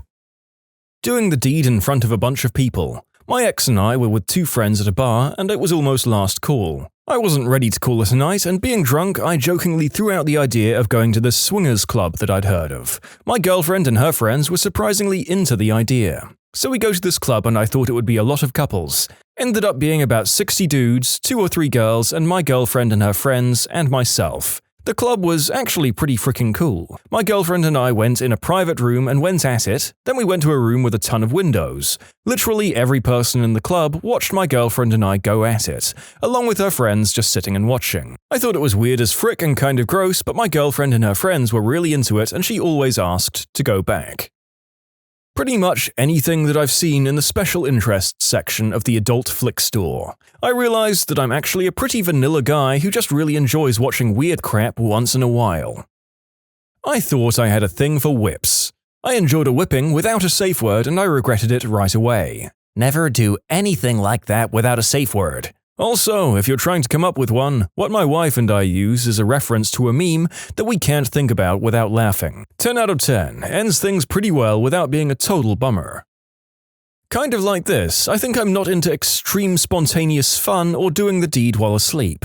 My girlfriend woke me in the middle of the night because she wanted to do the deed. I had to work overtime the whole week, it was a Wednesday and all I wanted was going back to dreamland. I said yes and she climbed on top of me. I fell asleep while doing it, but seemed to have stayed hard. The next morning the whole bed was a mess, including her and me, and she slept like a stone. We had bruises and were covered in sticky stuff.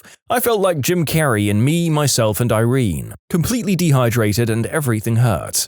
I have no memory of anything that happened. Later that day my girlfriend was the happiest and kindest person in the whole world and smiled the whole week. I wish I knew what happened that night. And no, it wasn't the unspeakable act. She had my blessing to proceed in general. When I asked her, she said she used me to feel free and powerful and then she smiled. She jokes that I'm better in my sleep than her 2 exes were awake. So, no details. That is one of the strangest and most unique ones that I've read so far, and I have so many questions. Too bad that it doesn't actually sound like fun for the guy. Getting choked out. I'm a guy. I somehow thought that busting a nut while on the verge of passing out would lead to a military-grade explosion. My girlfriend was skeptical but humored me. Long story short, getting choked out ain't it, chief. I always thought I'd enjoy guys being more dominant and forceful until when I was in my teens I was sitting in an overgrown riverbank, facing forward with my boyfriend sitting behind me, his legs either side of mine. Suddenly he decided to choke me from behind without asking, and when I freaked his excuse was that he wanted to test if I was into that kind of thing. If that hadn't happened I might have enjoyed it in a consensual manner, but that one experience was so terrifying I'd never be down for trying it again under any circumstances. I thought that I was into girls that scratched and bit you. I mean, I'm still into girls that bite, but I was dating a girl in high school and she was big into scratching. I really should have seen the signs that she wasn't going to be gentle. She was just this tiny, cute girl. I was a half-foot taller, bigger, and tough. No way she could hurt me, right? Nope, dead wrong. I like to think I have a pretty high pain threshold, but she enjoyed hurting me. She had scratched me up hard when we were making out. She'd get carried away, and I didn't want to seem like a wuss, so I didn't say anything about it. My back looked like I'd been attacked by a raccoon. I got carried away once. I knew I was scratching him, but nothing serious. Or so I thought. When we were finished, he sat at the edge of the bed, and I saw his back. Dear Lord, it was completely scratched and red. How did I even reach all those spots? I was surprised and blurted out, "Oh God, your back!" But he just shrugged and said, "Yeah, I figured." Pegging. I thought I was super into it, and my ex loved it when I played with his butt anyway. Just grabbing it, nothing inside, so he bought me what we'll call a frontal attachment. Well, I wanted to warm him up first so I didn't tear his butt apart, but the second I spread his cheeks, I got a whiff of his butt and almost spewed all over him.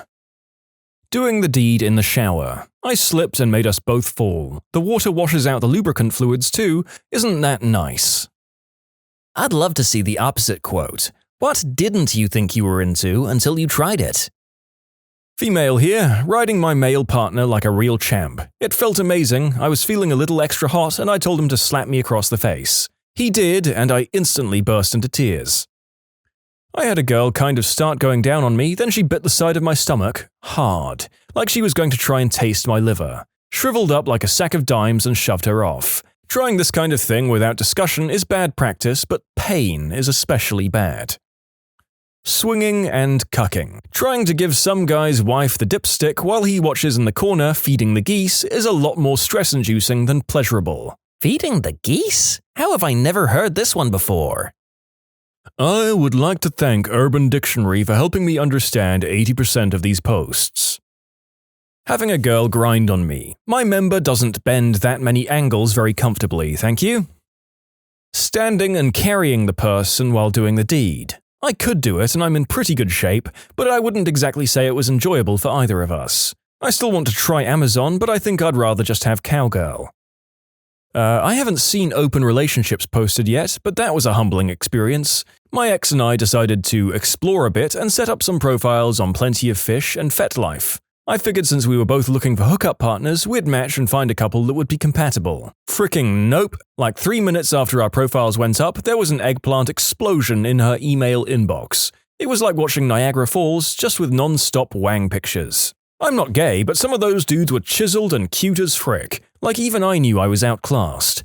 I had like 2 messages and none turned into anything. We broke up shortly afterwards, compatibility being an issue. Being tied up. I like it when my partner is tied, but I can't be. Just not as much of a turn-on as I thought it would be. For some reason, foot stimulation always seemed hot, but in all my experiences none of them were good, and the risk of accidentally being kicked in the balls stressed me out.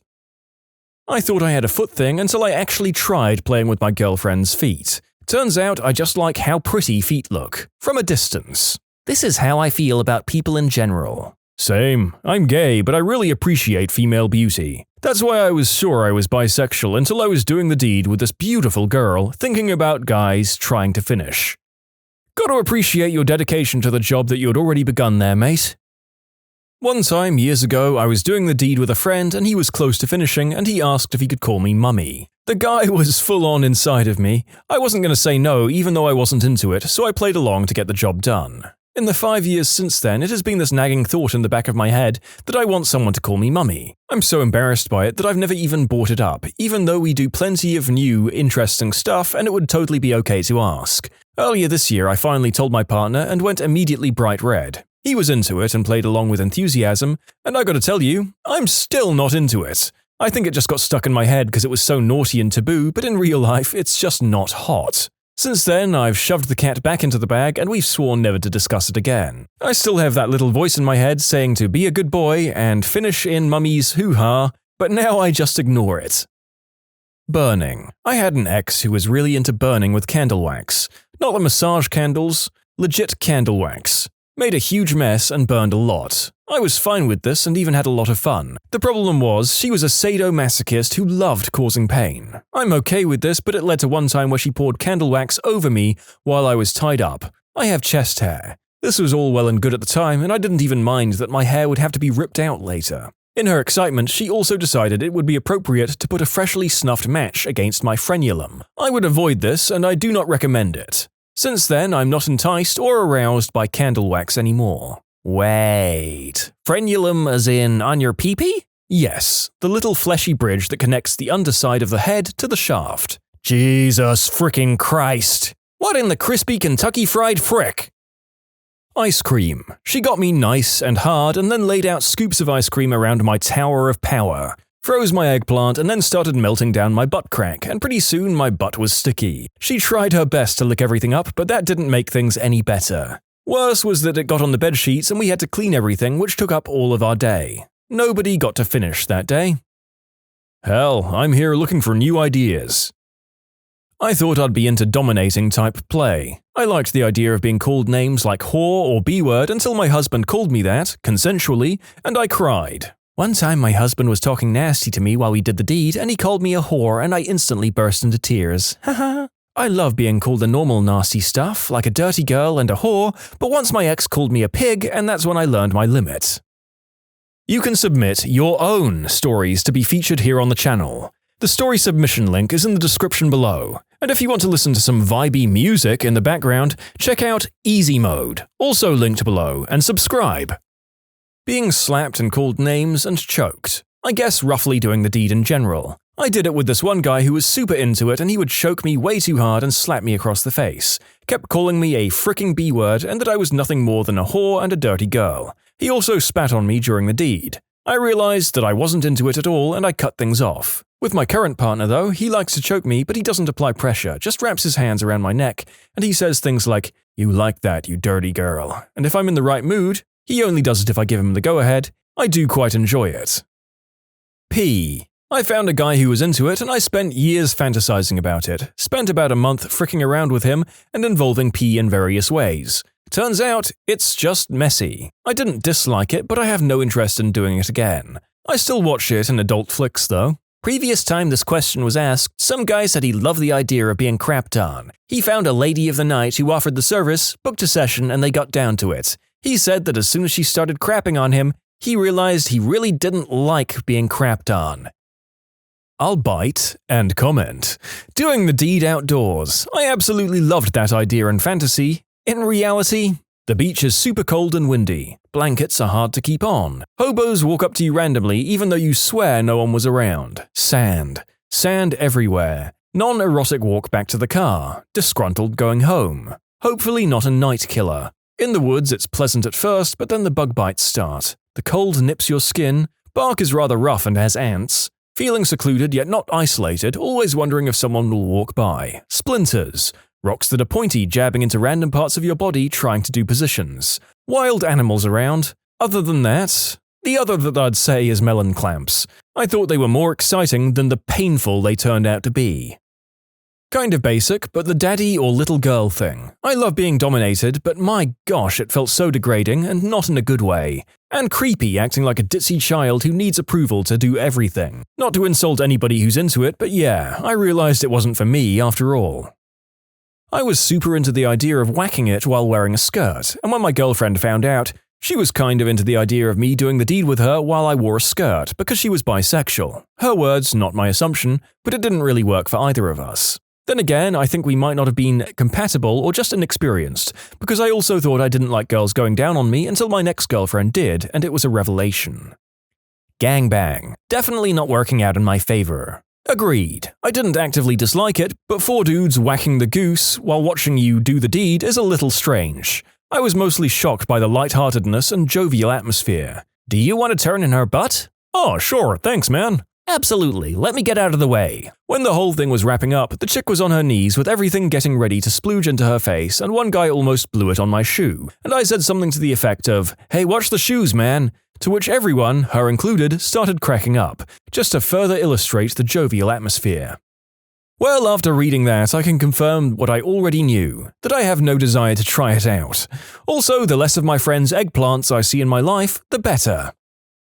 Doing the deed with someone who was cheating on her boyfriend. We were friends with benefits before, but then she got a boyfriend. A few weeks later, she still contacted me. Going at her place, I thought it was hot, but then all I kept thinking about was him and how he was probably in love with her, and how crushed his heart would be if he knew. There's nothing fun or phantasmagorical about that, I thought. I had a panic attack, left, cut contact with her, and now I just feel dirty. Every bit deserved, though. Pegging and milking. It was fricking exhausting. I felt like, why haven't you splooged already? I'm bored. After an hour of licking, positions, thrusting, titillating, the taint, Crisco, blah blah blah, I felt blessed as a woman and I had a new respect for the endurance people had to get me off. Pee. Even if you're cool with it during the act, the second you get off you realize you're just covered in pee. And if you're like me, you try it again just to be sure and you want to bang your head into a wall because you can never be unpeed on. I don't know if it's the same per se because it's kind of mainstream, but 3-ways just aren't as fun as I thought. The pressure to make sure everyone was having a blast kind of ruined it for me. Don't want anybody to feel left out, you know? Doing the deed outdoors. I got a 2-inch splinter of wood shoved right up my butt. In the cheek, that is. Can confirm, ended up with half my leg covered in poison ivy. And no, dumb 17-year-old me didn't see any poison ivy around before the deed. Being called daddy. The first time doing the deed with this girl I met in the bar, she goes right into, "F me, daddy." I always thought it would be hot to hear, but nope. Instant eggplant kill. My mind immediately went to, oh crap, she might have some serious issues. Turns out I was right too.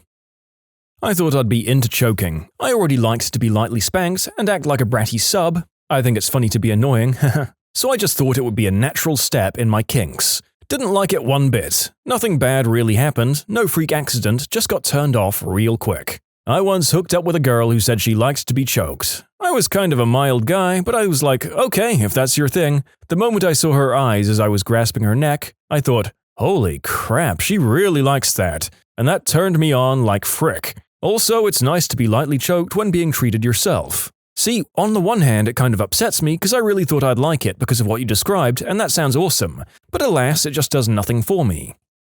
Woman here, doing the deed while asleep. I'd go pantyless when sleeping out of comfort, but I also gave my boyfriend the go-ahead to frick me if he wanted. Didn't bother with foreplay, just his eggplant. I wasn't prepped and it didn't feel great. Another partner kissed my hotspot when he wanted it in the morning, whilst I was asleep, and it made a difference. Having a willing, of course, shall we say servant. I thought it would be hot as heck to have an undressed girl in the apartment following my every command. In the end though, it just felt awful. Instead of, suck my freaking member, B-word, it was, suck my member now, if you want to. Please? Easy, milk or pain stuff. I went through a bad breakup, went to pick myself up via sleeping around. Slept with a recently ex-pregnant girl who was into pain and leather and other stuff. That crap hurt and I was uncomfortable, and don't get me started on the milk, disgusting, and it got all over. Had a long cry after that one, I still gag when I think about it. I thought I was bi until I sucked a member and now I'm gay. Anime body pillow doesn't feel real enough. Who would have thought that? I thought I would like female domination, so my girlfriend tied me up and just started beating the crap out of me. She hit my wang with a whip and it started bleeding so bad I had to go to the emergency room. You can imagine how awkward that was. Not sure if this qualifies as a kink, but like many people I thought that bigger was better in the eggplant department. Then I slept with a few people who had big ones. 1. Ow. 2. Fricking ow. No thanks, not into it. Now I'm with a guy who fits me perfectly, in a physical sense, although we're compatible in other ways too, and doing the deed with them is the best. Not too big, not too small, just right. 15 years of marriage and I tell my silly husband he too has the perfect eggplant, and he still denies the compliment. Average-sized eggplant is the best eggplant. Period. I really thought I was into having someone pee on my face. Unfortunately, the angle was wrong and it went up my nose. Burned like heck and tasted awful. I'm really not into that anymore. Does anyone else here have an incredibly boring bedroom life and is just reading and listening to the responses for fun? I've had several times I'm so turned on I want to splooge and eat my own splooge. But once I actually get off, that desire disappears instantly. Once I tried it out of curiosity and a simple lick was enough to verify that it's not for me. I was in my early 20s and I thought I was into some more advanced stuff. I took to the internet and found a D couple, through AFF, who wanted a third, who was also a dom. I was feeling adventurous, so I agreed to play. I'd only had some vanilla stuff before, so what started happening was blowing my innocent mind. First off, this was a very attractive couple. The wife was hot. She started by laying across my lap, with her butt in the air. I was whacking her butt, I'd never done this before. I just had no idea what I was doing. Then he put a leash on her and she's crawling to the back room on hands and knees. We get there and she crawls up onto the bench thing and he restrains her at the wrists and ankles. He brings out some floggers and he's showing me how to flog his wife. This is all super crazy and intense. He ends up aggressively doing it with her with my eggplant in her mouth. I'm 10-ply down there because I'm so nervous. He ends up finishing on their bed. It was a little awkward, but all in all an eye-opening experience. Turns out I enjoy some ropes and a little bit of rough play, but I'm not much of an aggressive dom. I had a massive public but discreet thing as a teenager. My first real girlfriend and I couldn't really get alone time to do the deed because her mum was homophobic and hated that I was making her daughter gay or whatever. So it kind of worked out that we had to do the deed in public places. We went on a date to the mall together and she tried to get me to go down on her in the family bathroom. I was too anxious and people kept knocking really hard on the door. When we came out, there was like a line of people going around the corner. Didn't realize it was fricking Black Friday. We pretended like I was sick and had been throwing up in there. I was 16 and my anxiety disorder was much more intense, so it wasn't far from the truth. But gosh darn, never again. An entire crowd of judgmental, teed-off people staring at you will kill a kink for good. What's the scariest glitch in the Matrix you've experienced? So I was in a friend's apartment with a bunch of people just hanging out. Eventually, I ended up on the floor sitting due to a lack of seats. Then it hit me. That feeling of déjà vu. You know, where you lose your entire train of thought and try to make sense of what's going on? After a couple of seconds, it hits again, except I remember experiencing déjà vu. At this point, I stand up and start walking around frantically. I reach one of the doorways, and there I remember a specific person came up and asked if I was okay, and I shrugged the whole thing off. A couple of seconds later, that person came up again and said the same thing, word for word, and I freaked out even more. In conclusion, I think I had a stroke. Went to sleep at 10 p.m., woke up at 9 p.m. on the same day. I still don't understand. You were asleep on an airplane traveling west. Maybe the clock was wrong, or daylight saving time confused you and you didn't sleep for more than a few minutes. I was at a camp in the deep, deep wilderness. Nearest cell service was 40 miles away. Only me and my wife. She was in the cabin. I walked out to the porch and down the stairs at night. I heard someone call my name in the direction I was walking. I turned right around and noped back into the cabin without missing a step. Obligatory Goatman reference. I woke up with 3 shirts on and 5 pairs of underwear. I was like 8 and thought the boogie monster did it. Scarred me for life.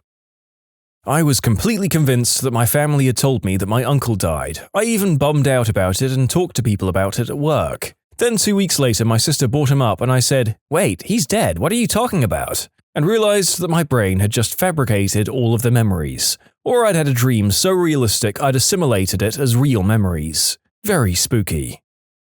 Yup, in stressy times, I'm particularly prone to really vivid dreams about unpleasant life events, both remembered from the past and imagined. In some cases, I haven't realized these events weren't current or real for a day or so. Moments before a bomb exploded behind my tank, I distinctly heard my TC, or tank commander, tell me to speed up, motherfricker. I accelerated and he began yelling at me, "Did I tell you to go faster, you dumb Boom! No one else heard him tell me to accelerate except for me. To be fair, this was late at night in 100-degree heat in a reclined position. I could have been driving in my sleep. So it was a good thing. Like if you didn't speed up, it could have hit you instead of being behind you. Poor as frick and living in a dreadful flat with my best friend. We scraped enough together for a 6-pack on a Sunday night. Monday morning there were 6 empty stubbies on the coffee table and 1 beer still in the fridge. We kept that magic beer for a while because it was magic, and then I forgot it was magic and drank it. I can hear that conversation. "Hey man, where's the beer?" "What beer?" "The one in the fridge." "Oh yeah, I drank it." "You drank the magic beer?" "Oh, frick." And then a somber moment and reflection. But it's okay, because that means he becomes magic. When I was about 8, I saw my mum walk into my room. I followed her because I was looking for her. When I entered my room, no one was in there. I then found her in the living room, which was all the way at the other end of the house. That was not your mom. Yep, she's usually walking into my bedroom. At work, bored as heck, checked my contacts for someone to talk to. Scrolling down and I noticed a high school girlfriend's name who I lost touch with for a couple of years. I mean, no phone calls, no discussions or common things with friends about her, nothing. The very moment I saw her phone number, boom, she rang. Not necessarily the creepiest story here, weird enough though. Sometimes I'm convinced that I can sense when my phone is about to go off. Sometimes I even know who is going to be the one texting me. I have no explanation and could never prove it. But like, I'll have not texted someone all day, and then I'll put my phone out of my pocket to see what our last text was, and they'll text me the second I swipe to unlock my phone. For a couple of good months, many times a week, my best friend and I would text each other at exactly the same instant. Sometimes I wonder if the human body can somehow sense incoming texts or calls, the same way certain computer speakers will buzz for 4 or 5 seconds before my phone notifies me of a text.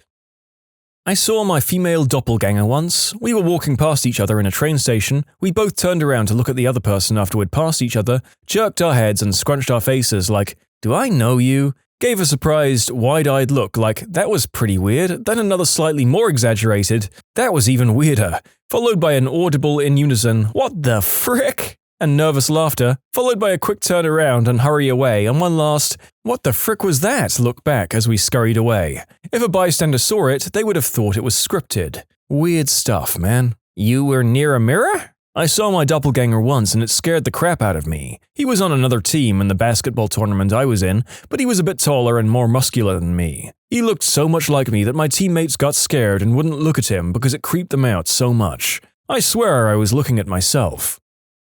I have dreams that are more abstract to me than normal, where something happens and I can't remember any of it. Weeks or sometimes months later, the exact situation happens that I dreamed about, and all the details came rushing back. It's like déjà vu, but I know I dreamed the exact situation. I just hadn't met the people or been to the place yet. This has happened many times as far back as I can remember. I've had the same exact day twice. They weren't dreams. Was it a day doing nothing but browsing Reddit? Because that happens to me too. A friend of mine got extremely high and went to get pizza. The guy knew he was on something and said, "What did you just come back for?" And my friend thought he was losing his mind. One time I was really high and I was buying a movie ticket. The guy must have known I was high because when I asked for my ticket, he responded with, "All right, sir, will that be for here or to go?" That confused me so much for a moment. I actually thought I was ordering food. All I could say was, for here? And get the frick away from that guy. Now I wonder how many high individuals I served in my fast food days and how many people I missed the opportunity to mess with. Laying on my bed with the door open, I hear something moving in the house. I was alone and get nervous. I stare at the end of the hallways, but then my dog ambles across going to another room. The sound was just him scratching. I watch him go into the other room and lay down. I think nothing of it and go back to Redditing. I glance up 3 seconds later and he's walking down the hallway again from where he originated. Not where he'd laid down, like he teleported back to a spawn and walked back there again. Needless to say, I lost my crap. I'd just come back from a 15-hour shift. It was 10 p.m. I haven't worked a double in a while, so I was very tired. I was on the 91 freeway in California at the Atlantic Avenue exit before the 710 freeway. I was fighting sleeplessness a few minutes ago and told myself I can stay awake. My exit home is only a few more miles. I dozed off. My internal clock kicked in and I whipped my head back to wake myself up. What I saw more than shocked me. I was sitting in the car garage. I looked at the clock and about 15 minutes had passed. So I'd dozed off for 15 minutes, although it felt like no more than 1 second. I'd managed to drive in my sleepy state 3 to 4 miles, off the exit, 2 lights, punched in the code to open the public garage, parked my car and woke myself up. I got out of the car and looked around, making sure I didn't run anyone over. Yep, no blood, no brains, no evidence of body tissues. I followed the news in my area for a few days and there were no fatal hit and runs. When I was a kid, I would always have the same recurring nightmare at my grandpa's house.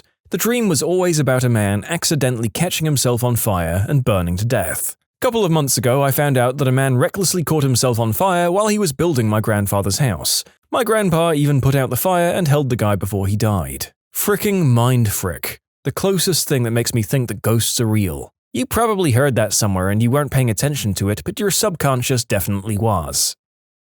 This happened about 2 weeks ago. It was hot and there was a storm approaching, so I decided I'd jump in the pool real quick and be out before the hail started. After about a minute in the water, I looked up to check and see 2 eagles just floating there, not moving at all. Like time stopped. I'm sure they were just riding the current, but they didn't even sway a bit. Not left, not right, not up or down. Nothing. I was like, frick it. I dived underwater for a while, and when I came back up, they were in another part of the sky, again not moving. They're catching updrafts before the storm due to the gust front. When a storm comes in, birds like to ride the updrafts because they don't use much of their own energy, but they're able to get high as frick. In Missouri, there's a lot of Native American folklore surrounding thunderbirds, which precede thunderstorms and bring rain, and are a symbol of fertility. Nah, those are just the NSA's freedom drones. 2 days ago, I grab a Calvin and Hobbes book while searching for pregnancy books for my manager, whose wife is pregnant. I haven't touched this book in years. I open it up and I find an old birthday card from my wife saying, "I hope you have a wonderful weekend." She died 2.5 years ago. Today is my birthday. I flipped a coin, a quarter or a nickel, and it landed on its side. It was for pizza or wings for dinner. So my dad and I just noped and got Chinese. The correct response was to get both. I dropped a nickel once and had it land exactly on its side like that, no bouncing or rolling, just a thud as it hit the floor. Wouldn't be weird except we were visiting Monticello at the time, which is the building on the back of the coin. You can submit your own stories to be featured here on the channel. The story submission link is in the description below. And if you want to listen to some vibey music in the background, check out easymode, also linked below, and subscribe. I was at a bar once and I saw someone walk up the stairs with a similar haircut and glasses and thought, there I am walking up the stairs. It was really weird. I actually thought I was watching myself walk up the stairs. I was a little shocked by this and mentioned it to my friend and a girl next to me, who said, "That's happened to me before. I've never told anyone."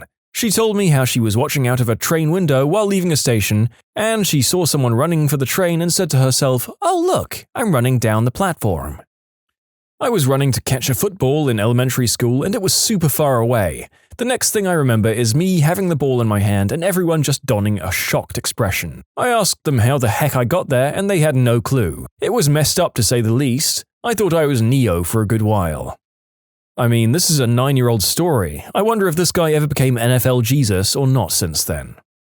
Similar, but playing rounders, baseballish game in the UK. I'm not the sporty type and that lesson was the worst in school, so they stuck me on fourth base, the last one. Anyway, the ball-throwing person threw the ball, the bat-having person whacked the ball was headed toward me, but off to the right. My right arm shoots out while the rest of my body maintains its "this lesson sucks" stance. Catches the ball, the bat person is out. Yay? I suppose.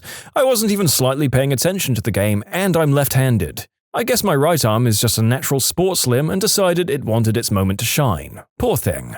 In conclusion, girl hit ball with a bat, I was over there daydreaming about God knows what, my right arm shoots out of its own accord and catches the lass out. End of story.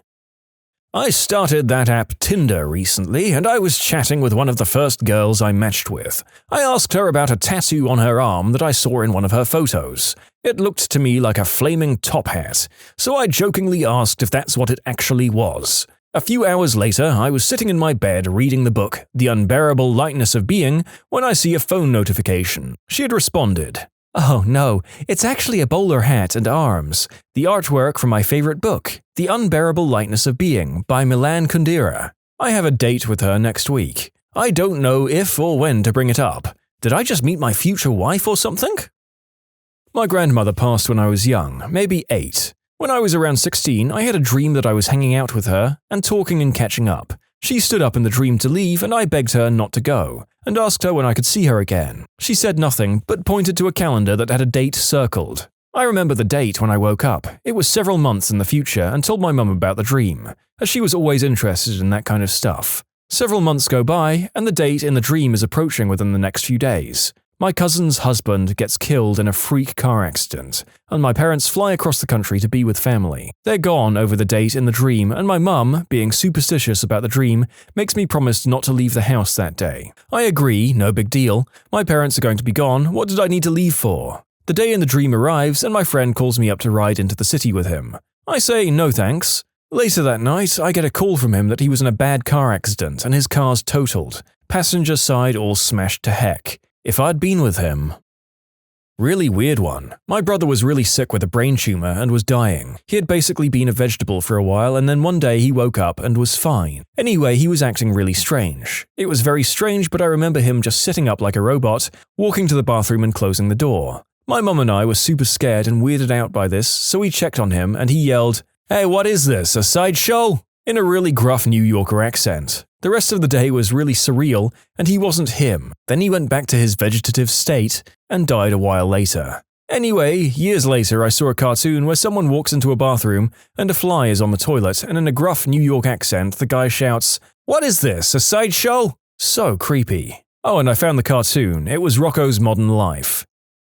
I never dreamed about my grandma for some reason. She just wasn't part of my nightly cast. Ever. But one night a few years ago, I had this dream that my family, including her, came to visit me at my college. In my dream, my university was in the middle of Disneyland. I've had recurring dreams about depressing theme parks since I was little, and in the middle of my university was a hospital. While I was showing my family around, we neared the hospital. Suddenly, all we could see were maimed, burned, and dismembered bodies lying around screaming for help and bleeding to death, like some graphic war movie. It was terrifying, and suddenly my grandma had a heart attack from the sheer horror of it all. She was immediately admitted to the hospital ahead of the dismembered people for some reason, and soon after, died. I woke up physically shaken and unnerved. 2 hours later, I got a call from my mum saying that my grandma was admitted to hospital due to a heart condition. She died 3 days later, never having recovered. I wasn't the same for weeks, and this wasn't the only time this has happened. This probably won't be believed, not because it's super fantastic or anything, but it was an interesting occurrence for me. I just finished my last class of the day at university, and I went to grab a sandwich from a sandwich shop. While in line, I had a strange feeling, and basically a voice in my head saying, "Buy a second sandwich, buy a second sandwich." I had this odd feeling I was going to need this second sandwich. I felt really strange about it, but for some reason I decided to follow my instincts and buy it. So I ate one of the 2 sandwiches I'd purchased, then I exited the building. It was a sandwich shop inside of a large building of classrooms on campus, so I could walk to my car. As I'm walking along the street to the parking garage, I have to pass a bus stop. At the bus stop, there's just this one guy hanging out there. He's most likely one of the homeless or poor people that are often around school. It wasn't that unusual, really. As I'm walking by, the guy looks me straight in the eyes and asks, "Hey, is there any way I could have that sandwich?" I was a little stunned, but at the time, I felt like I'd been prepared for the situation somehow. I almost immediately handed the sandwich to the guy and said, yeah, it's all yours," and the guy was extremely thankful. I then just walked to my car. I guess it's just a law of large numbers kind of thing, but it was a very odd experience. If I'd had any other reason for buying 2 sandwiches, I probably would have just chalked it up to random chance or gluttony or feeling generous. But I distinctly recall the weird, uncomfortable feeling of kind of being told to purchase a second sandwich for some unknown reason, and thinking I was losing my mind from too much stress or a long day at school. And then it was just too perfect. The guy just seemed to be waiting there for me to somehow deliver the sandwich. Maybe he was meditating on getting a sandwich, and we're all sort of connected on some kind of universal thought network, and his thoughts happened to affect mine. I guess that's only my semi-functional theory. Anyway, kind of a cool story in some ways. One of the tamest stories here, to be sure, but I've definitely had similar moments of unusual resolve and quick decision. Maybe you all have too. Some drunk guy knocked over a firework mortar and sent a ball of glowing ambulance tickets at me. Then everything's kind of a blur. Then I was on the ground, but there wasn't a scratch on me. Not even a bit of pain or blood or anything. I still don't know what the frick happened. I had a weird dream with monsters in my house and stuff. Then I woke up and found a monster sleeping next to me, and I freaked out and screamed. The dream repeated itself, and I woke up again to find the monster next to me. It repeated itself to what seemed like endlessly until I woke up sweaty as frick and found a figure next to me and screamed as loud as I could. But it's my dad. For a second, it looked nothing like my dad. I was at the store when I heard my boyfriend's ringtone on my phone. I went to answer but couldn't find my phone. I'd forgotten it at home because I'd plugged it into the charger. When I got home, I saw a missed call from him at the time where I'd heard the ringtone. Me and my cousins went night fishing on the coast once. During the night, all of the fish get more active and supposedly come closer to the surface because there aren't birds snatching them up, so it's ideal for casting a rod into the waves. Anyway, I'd been on the rods from 6 to 8 p.m. and I was cold and tired, so I switched over with a cousin and tucked myself into the blanket and beach chair thing that we'd bought. It was getting to be dusk now, and I looked out along the beach, and about 300 meters up, I see a lump that looks to be moving its way up from the ocean and along the beach. I pointed out to my cousin, who also noticed it, but it's dark now and very cold, so we couldn't really be bothered investigating. I keep looking back every 10 minutes or so because it's the only thing that's interesting when you're waiting for a fish to hook itself. And sure enough, it is further up the beach each time, slowly crawling. I can see small limbs fluttering and trying to shift its large body forward, and so I assume this is a sea turtle heading into shore to lay eggs. I'm interested in seeing this a little closer, so I walk off toward it with a torch. As I get closer, it stops shuffling, but I can make out its form a lot better. Its domed back and flat limbs are semi-obscured by sand. As I get to 50 meters away, I'm struck by confusion. It no longer resembles a sea turtle, but it turns out to be a piece of driftwood. What the frick? I say out loud. I'd watched this thing crawl its way up the beach and distinctly remember seeing sand flick up around it as it crawled. I walked back to our fishing spot and looked back, and sure enough, it has crawled up into the tree line. A couple of bros and I were sleeping in the same bed as we were known to do, with me being on the side against the wall, guy 1 in the middle and guy 2 on the open side of the bed. So we're all like wrestling around and telling scary stories, or whatever the frick teenagers do, and then before we know it, our tired little eyes drift us off into the land of Nod. When we wake up into the morning, I was on the open side of the bed and guy 2 was on the side against the wall. So we'd somehow managed to trade places in the middle of the night with no memory of how. We woke up to guy 1 sitting up, looking at us and loudly saying, "What the frick?" So apparently the vast majority of the people who've read this have never cuddled with their bros before at night. What are you, gay or something? When you subscribe, make sure to hit the bell to turn on notifications.